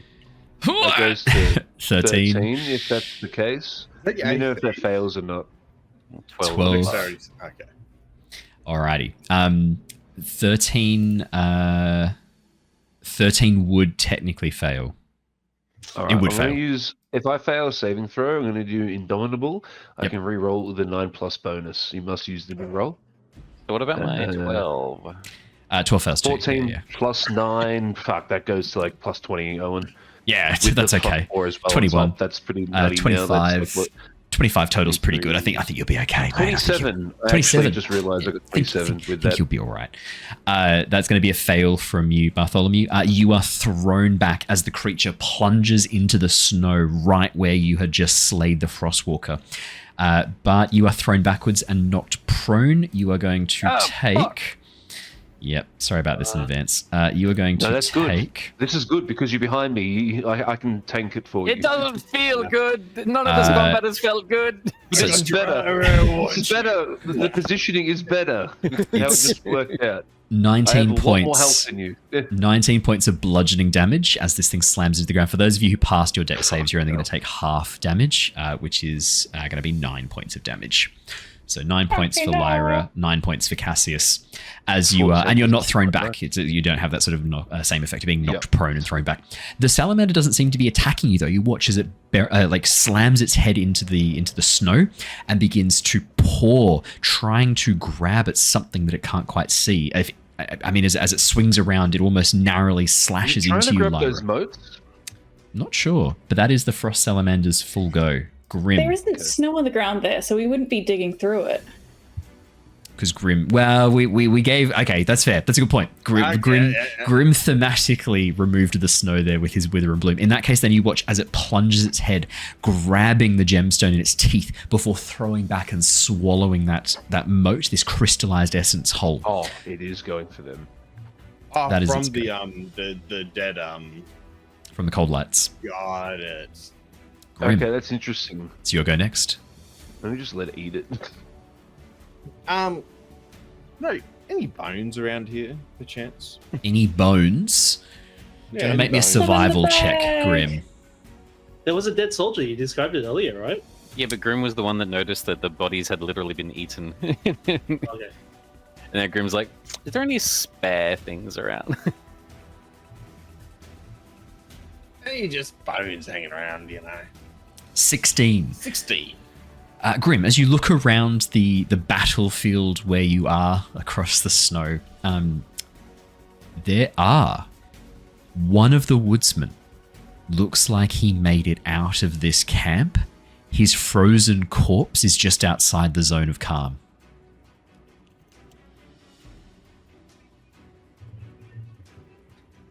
Okay, so there's one corpse here, so I can resurrect one zombie. Okay. sort of kneel down to him, just like, Hello, new employee. Let me fetch you your contract. Welcome aboard. Hello, good sir. I inspect his clothes quickly. I see you're a woodsman. You must be good with tools, weapons perhaps.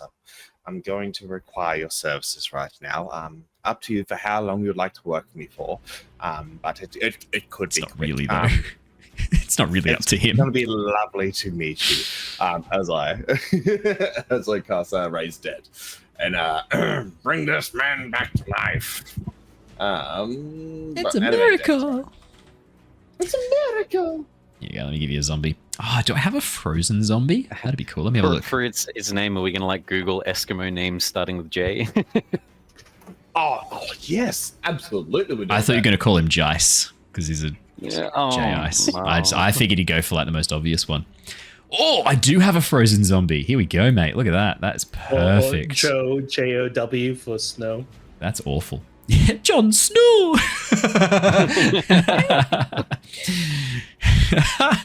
I love the idea of Grim being like, now you know nothing at the moment, Jon Snow, but you will gain skills important to your progression as we bring you on board. Welcome to my watch. Please go and attack the enemy. Yes. Yeah. This actually works quite well. There's an Inuit form of the name Jessica, and it's called Jessica, with an I. Not quite right for. Actually, no. Wait, no. We got one better because you're a man. It's an Inuit name for Jordan. It's called Watan with a J. Oh, sorry. Do you want me to change it? Yes, his name is Watan. How do you spell that? Juatan. Juatuan? Juatan. Watan. You didn't like Jessica? Well, he was a guy. We said he was a guy. I feel really weird. Nothing more. Jessica. Sorry. Sometimes I'm about 6 years old with my humor. It was the Jon Snow that got me. I'm now like, I've regressed in response. There you go. Yeah, there you go.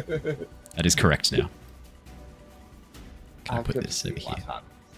Watan. Watan will be a zombro, as we say in the business.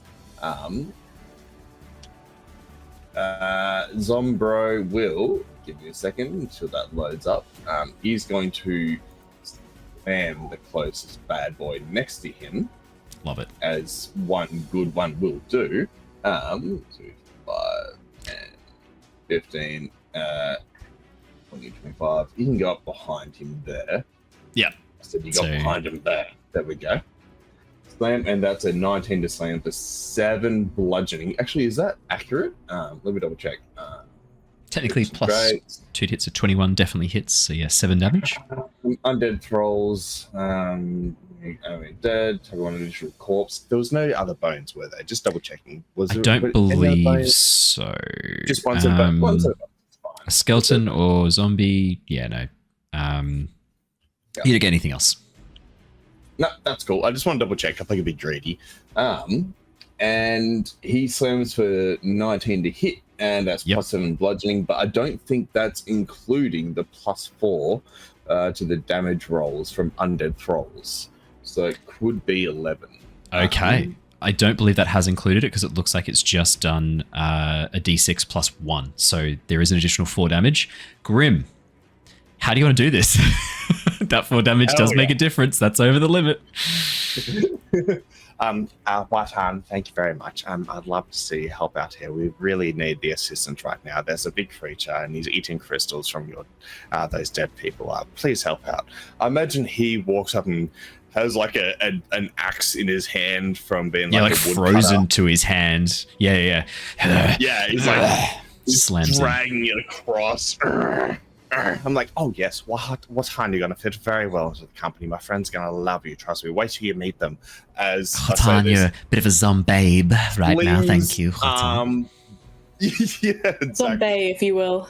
Zombie. a full rotational fling of the frozen arm, dislocating the shoulder somewhat, so it just fully rotates and slams the frozen axe Like a full into windmill. the head of this creature somewhat, splitting it open and the frost flying out of the cowl. As it does so, Lyra, you watch as the salamander immediately turns directly towards you. Can I gesture sort of in a non-threatening manner towards where the crystal fell in like a I will move out of the way? You can do that. You're not sure if it's registered.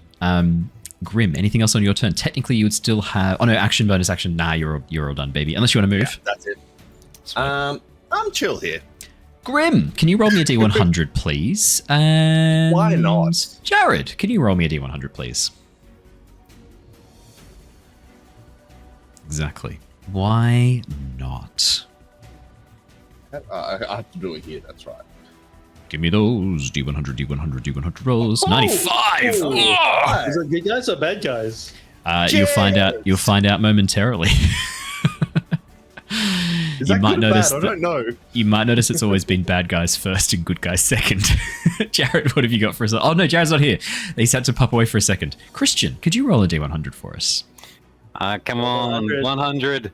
100 would be sick. 28. 28. Looking great. You watch as Klaus, Messai, and Niles are currently contained within their own little private battle here that is starting to turn rather intense. You watch as Messai has thrown away his sword and is now using his claws, tearing into this thing as both of his arms have now taken on a lichen form, and he has grown about a foot, maybe even 2 feet taller. To give them a better chance on this one, Yes. I did spend the journey doing that sort of creepy whistle that did not make Harry very happy. Could I re-roll that D100 with their inspiration? Yes, I will allow it. Absolutely. Oh, sorry, I forgot to do my attacks with my shades as well. You should do the attacks with the shades, because technically that's a bonus action to command all of them, right? So Yeah. Could Good they question. get to? Let me double check. You can take a bonus action to mini command any creature you made with the spell. Oh, it's a good question. So these creatures are a bit different. They take their initiative after you. I'm happy to have your bonus action be used to command any of your undead creatures, whether they've been created with animate dead, raise dead, or your heartstone, because it's all kind of the same thing. 45 Christian, so not is it bad. cool to just sort of do it? Better, but still I'll bad. just have a wind javelin twice. Yep, over 7 towards the and ones 18. with Klaus and Messi, or where would you like to direct this? These ones will be going towards Klaus Messi. One there. That was the 7 to hit. This In that one case, don't worry about rolling damage. Grim, I need you to roll your D100 again. If you're interfering with this, the Coldlight Walkers get disadvantage on their D100 roll. here. Let's go. Okay. Come on. He's going to roll like an actual 100 now. Nah, it'll be a 2. Oh my god. Brandon. Still stupid high. Brandon, mate, this is you're using these where they need to be used, mate, and I thank you for your service. I don't know if it's a good thing or bad thing or not yet. The battle is raging. This little private skirmish that's kind of happening over to the side here with Messai, Klaus, and Niles is looking like it is dragging on. The Coldlight Walkers dealing heavy damage to Klaus and Messai, and Niles is taking a bit of a beating as well. They are managing to just stay on top of these Coldlight Walkers, though, just managing to stay ahead of it. And you can see Messai is becoming more and more wolf-like as the battle draws on. You can see a mane of hair is now collecting around his neck.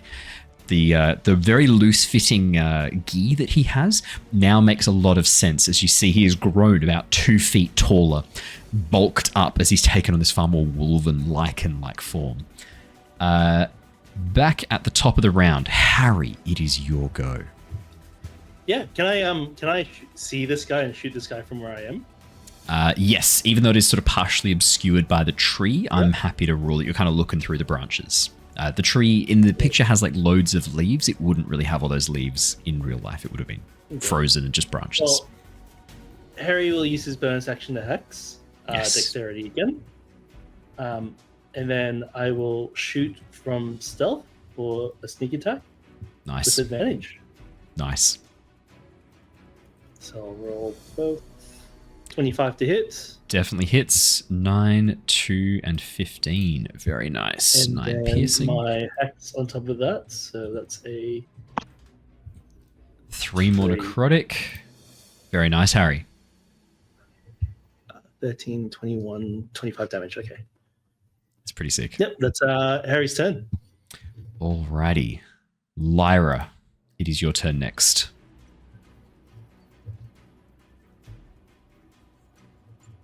You're muted, Ali. I'm gonna assume it's from Salamander. My bad. I was like, she's really thinking through this turn, and I really respect that. Isn't going to attack me if I move.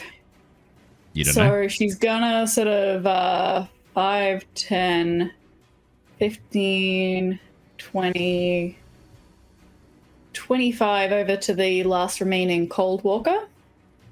As you rush away, moving quickly, you watch as the frost salamander follows your movements very carefully. Lyra, could you please make for me an animal handling check? You sort of indicated before you were doing something similar, trying to sort of indicate that you weren't threatening. Definitely trying to move in a non-threatening kind of manner for it. Can you get it? Can you make it a pet? If we kill it- 14. Done. Lyra, as you rush out of the way of the salamander, you watch as again its eyes following you. These pupilless white eyes follow you closely, and then it turns its attention back towards that crystallized essence, that essence from the Coldlight Walkers that's been left behind, lying on the ground. As it seems more interested in that than it is in you, Harry. These crystalline leftovers. Yeah. Do they look anything like the magical energy and weave that we've been seeing floating in the sky? These look like physical, like it looks almost like a crystal is the best way to describe it. Like, or maybe like a frozen ball of very compacted ice. Every time one of these Coldlight Walkers dies, you watch as that snow and frost that seems to be empowering them condenses down into this single mote that then lands. It doesn't, and so that doesn't look like the floaty things that we've seen up to now. if you're talking about the will-o'-the-wisps, the sort of like icy will-o'-the-wisps, that's what you saw fly in through this barrier and animate these creatures. So you know that it's the same thing, but you think this is what's left behind when they're destroyed or killed. This is like a remnant of them. Okay, it's on my turn anyway, so yeah, sorry, Lyra. All good, all good. In that case, seeing that, the first salamander sort of didn't take a swipe or anything, how hurt... I think Bart's been taking the most damage. Bart has been your shield. How badly is he looking? With his body! We're sort of... Armor's actually smacked on backwards. Yeah. We're flip-flopping back between all the heals and the damage, which has been good. I'm on 39 out of 76, so I'm messing about 30 now. It was 40 before, and then I got healed, and then I took damage, and I'm doing... What Christian means to say is going. Bart has taken some grievous wounds, but the magic is keeping him going. The healing magic you've provided is kind of keeping him on his feet. A few more blows like the ones he's already suffered would deal him incredible damage and probably knock him down if we're not saying numbers. All right. I'm going to go with, because sort of the salamander just sort of doesn't seem like he's too interested in hurting us as long as we don't get in the way. I'm going to try and keep sort of this last Cold Walker sort of cornered over here with me, and so I'm going to I'm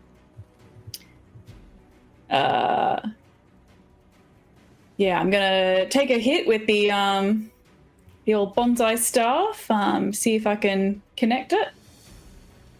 Go for it. 24 to hit. 24 hits, yep. All right, so I'm going to try and fuse this one again with sort of Booming Blade as well. So Yeah, why not? standard damage. Yep, absolutely. D10 plus 5. I'm rolling this manually now. Lyra, So 14 for the... how would you like to do this? Hey. I think she's gearing up for like this sort of trying to infuse a bunch of magic into this attack. To, I'm sorry to interrupt you. I really- I should have let you say all the damage because it's fun to do like a massive amount of damage. He had 3 hit points left. Oh. Oh, You had wow. this. She was gearing up. She was ready. You know what's even better? If he had moved, he would have died. Because Yeah, immediately would have died on his turn. Exactly. Yeah. And we've established these things aren't intelligent enough to know what the booming blade is doing. Yeah, I'm so sorry. Well, I think, she's gearing up. And she just kind of, it's like, oh, wait, hang on a second. Just bonks him on the head. Just, nice, light little... You watch as the Watches him robes fall over. immediately collapse, that storm contained within the fabric released, and then condensing down into another one of these remnants, these crystalline motes that then drops onto the ground, this one into the snow, vanishing from sight. Again, you watch as the salamander immediately cocks its head looking towards you, Lyra, as it turns its full attention towards the one that just most recently was knocked down. I've got 5 foot of movement left, I think, and so I'm going to take a step backwards. I pick up the mote and swallow it. 5 feet movement, that makes sense. And run. Now, it would be the Coldlight Walkers go, but they're all dead. So, Cassius, it's your go. Are they? Oh, what are they? All right. You're The ones, Klaus, Niles, and Messai, to keep combat moving with Matt away. I've kind of separated those into their own pseudo initiative happening at the end of each round. So they're doing their own thing. done. Yeah. Okay. How is that combat actually looking? Yeah, it's looking like they are currently in the process of falling behind a little bit. They had an early lead. They were dealing some heavy damage. Now it's looking like they're struggling slightly. Okay. Well, I'm just going to move back here. All right. What I'll do instead is... Yep. All right. I'm not going to rush over here, but I will help them. So what we're going to do is... Just going to come back over here. As Cassius retreats back towards Grim behind the shades, getting himself a What I'm safe gonna do distance is, away from the salamander. Hide with me. Hide. Hello, friend. I'm going to use the Adrenaline Rush again to bonus Yep. action and get another 4 HP back. And then that's just going to give me more movement. So I'm going to move over here because I'm looking over at the Frost Salamander. When I was moving away, I put my hands up sort of like how Lyra sort of was like, so I'm cautiously moving away. I don't know if I was actually in its range or not. You were not in its range, but could I also please get an animal handling check from you, Cassius? Yeah, not amazing at those, but that's alright. As long as it's not a natural 2 one. is pretty bad. You said Never as long mind. as it's not a natural 1. I was going to say, as long as it's not a natural 1, it can't be catastrophic. A 2 is pretty close to being catastrophic, though. As you sort of hold your hands up and back away, you watch as the salamander locks onto your movement. Well, As it rises up aggressively, you see this frost. works pretty well. Yeah? Yeah, I was just gonna say this works pretty well with one of my flaws. Like his whole thing is he can appear intimidating unconsciously just because of the fact he's a massive orc, big Yep. armor, massive scar across his face. It's like his whole thing where he will attempt to try to appear. He always tries to do this with like little girl or like little kids that run past who are like scared of him. He always tries to act nice, so he's probably trying to do that right now. He's probably even Yep. putting a smile on, but all that's doing right now with this frost salamander is probably causing the snarling, wicked grin across his face as he's just locking eyes at this thing. But he's actually trying to smile and just say, "Hey, I'm sorry. Like I'm just trying to eat these back." Bearing the It's teeth probably in. causing. Yeah, it's almost causing like I'm almost looking like a predator, probably stalking his kills potentially. I don't know, like in his eyes. Yeah. But for me, I'm trying my best. Obviously, I fucked up horribly, so we'll see how it Yeah. goes. No, but Regardless, like though, in the animal kingdom, it is like the fact that Looking like humans a have predator, this. but the wrong kind of predator. Uh, I don't want to be anywhere near No, this guy. no. In the animal Wait, kingdom, what? it is weird behavior that humans Sorry, I'm smile as a way of like showing friendship and showing like a non-intent to hurt. That's actually very unusual. There are very few other animals, if any, that do that. Even amongst the great apes, not a lot of them use the smile as a sign of, oh, hey, I'm happy. Most of them use it as, Yeah, I fuck know. off, I'm a bite you.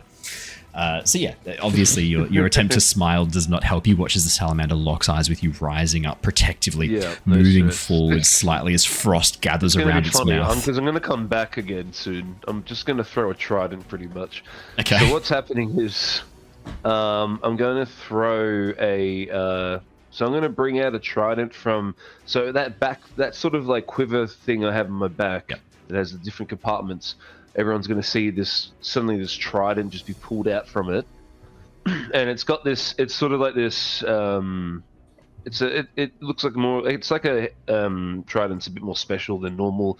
It's got certain craftings on it. You can sort of see across some of its sort of sort of the stuff along sort of some of the engravings, filigree, the embossed work. Yeah, stuff like that. Just quickly, what was it? Just his backstory. It would be. It would say Stormtide again. So Stormtide would be across it. Anyway, so he's gonna hift that back and then just piff it as hard as he can at this one here. Just roll to hit. You don't worry about damage because the way we're sort of running them on a pseudo initiative. Yeah, no stress. I'll just do that. I'm going to put Booming Blade into this too, though. Sure. Can you on ranged attacks? 17 to hit. I thought Booming Blade was only... True, I think it might only be actually. No, I think you are right. 17 does hit, so that is already going to give them disadvantage on their check. Right. Nice. Ignore the Booming Blade then, but that will be 13 damage. There's one hand damage. Nice. Anything else on your turn, Cassius? That. Yep. And then what I'm going to do is I am just going to walk back cautiously again because I'm putting myself between this thing again and Bart pretty much. I'm actually probably going to move here. Yep. It's probably not a good spot at all to be because I've just probably aggroed this thing again. And moving much closer is obviously making it very cross with you. I do want to leave... I don't want to leave Bart just on his own though out there. So even though this is probably a worse, I think I'm doing a good thing. I didn't realize it failed so hard. Like he's not going to get that. Yeah. Maybe I'll move here. It just doesn't. Maybe as I get there, he'll probably get 2 aggro. So I'll stay here right now. That's probably better. As you move yourself in front of Bart, Bart's currently prone, lying on the ground. You watch as the frost salamander, building in its mouth even more. It seems very aggressive as you move closer, Cassius. It does not like you. I mean, like, when I threw the trident, I technically have 1 attack left. Would you allow me to use that to move Bart back a little bit? Like, it's like push him? Like, to maybe push us back maybe to here a bit more? Stand him up even, like anything like that, just to help him along. Yeah, I'm not sure. He's actually prone. It's up to you. He's prone. I am happy to stretch the rules a little bit here. I'm happy for you to use as your second attack to reduce, rather than spending half Bart's movement to stand up, it's only going to cost him 5 feet to stand up as you like hold out a hand to help pull him upright. Yep. All right. Yep. We'll just do that. Yep. Okay. Bartholomew, it is your turn. That is actually amazing because I needed my movement. I forgot that I was prone. Perfect. Sweet. Only 5. You only use 5 then. Only 5 feet. Yeah, I'm going to use the remainder of my movement to sort of 5 feet forward, reach past Cassius, grabbing... I think he's eaten 2 and there's a third one on the ground. He's only eaten 1 so fast. There's still 2 on the ground. Because there's one right in front of you, and then there's one where the shades are currently located, and the one where Lyra is located. I'm going to hope that majority will win here. I'm going to grab this one. Yep. Run past Cassius behind the shades, grab the other one, so I've got 2 in my hands. Yep. I'm going to like hold them up like a dog, left, right, and then I'm going to... So it follows your movements. Yep. Leaning back, sort of a quick flashback to the anal beads. I'm going to... For new listeners, that's going to be a very confusing statement. I thoroughly recommend watching past episodes. I'm going to Stone Giant Strike with an athletics check and just lob these things into the forest. Give us the athletics check. Let's see how you go. Here, boy. do you want the remnants? Do you want the remnants? That's a 20. And then you hide them behind your back and you don't actually throw them. And then obviously the force that we've done with objects when I throw with the Stone Giant Strike, just trying to put these things a couple of at least 100 feet away from us, maybe further. Yeah, so 14 plus 6, 20. Amazing. Is it Yeah. 14 plus 20 because you rolled 2d20, 14 and 6. Yeah, We'll correct. take the 14 It was with advantage. plus 6. Yeah. Unnatural 20. Unnatural 20 as you reach down, grab the remnants, and throw them through into the forest. You watch as soon as they encounter the edge of the dome, they pause for a moment, slowly move, and then drop as if the momentum is sapped from them. As that happens, you watch as all of the other wisps around the outside of the dome begin to coalesce at that point where you had thrown those remnants through. And as they begin to move around it, the frost salamander's eyes look between Cassius, you, and the remnants, and it lets out that baying bark once again and throws itself towards the remnants.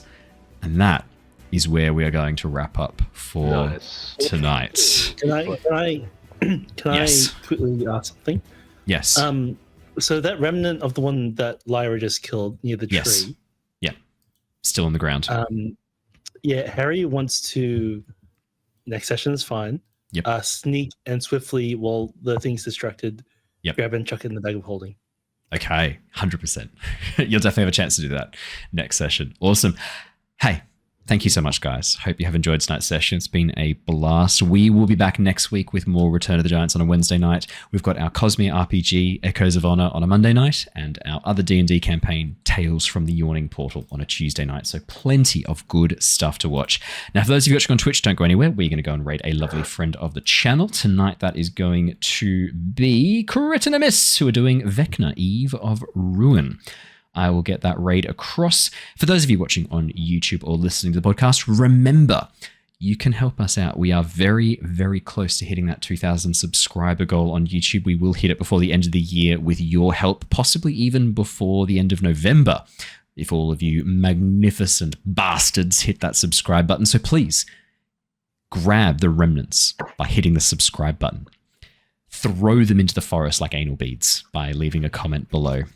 And draw forth the snake towards your thrown anal beads by hitting the like button.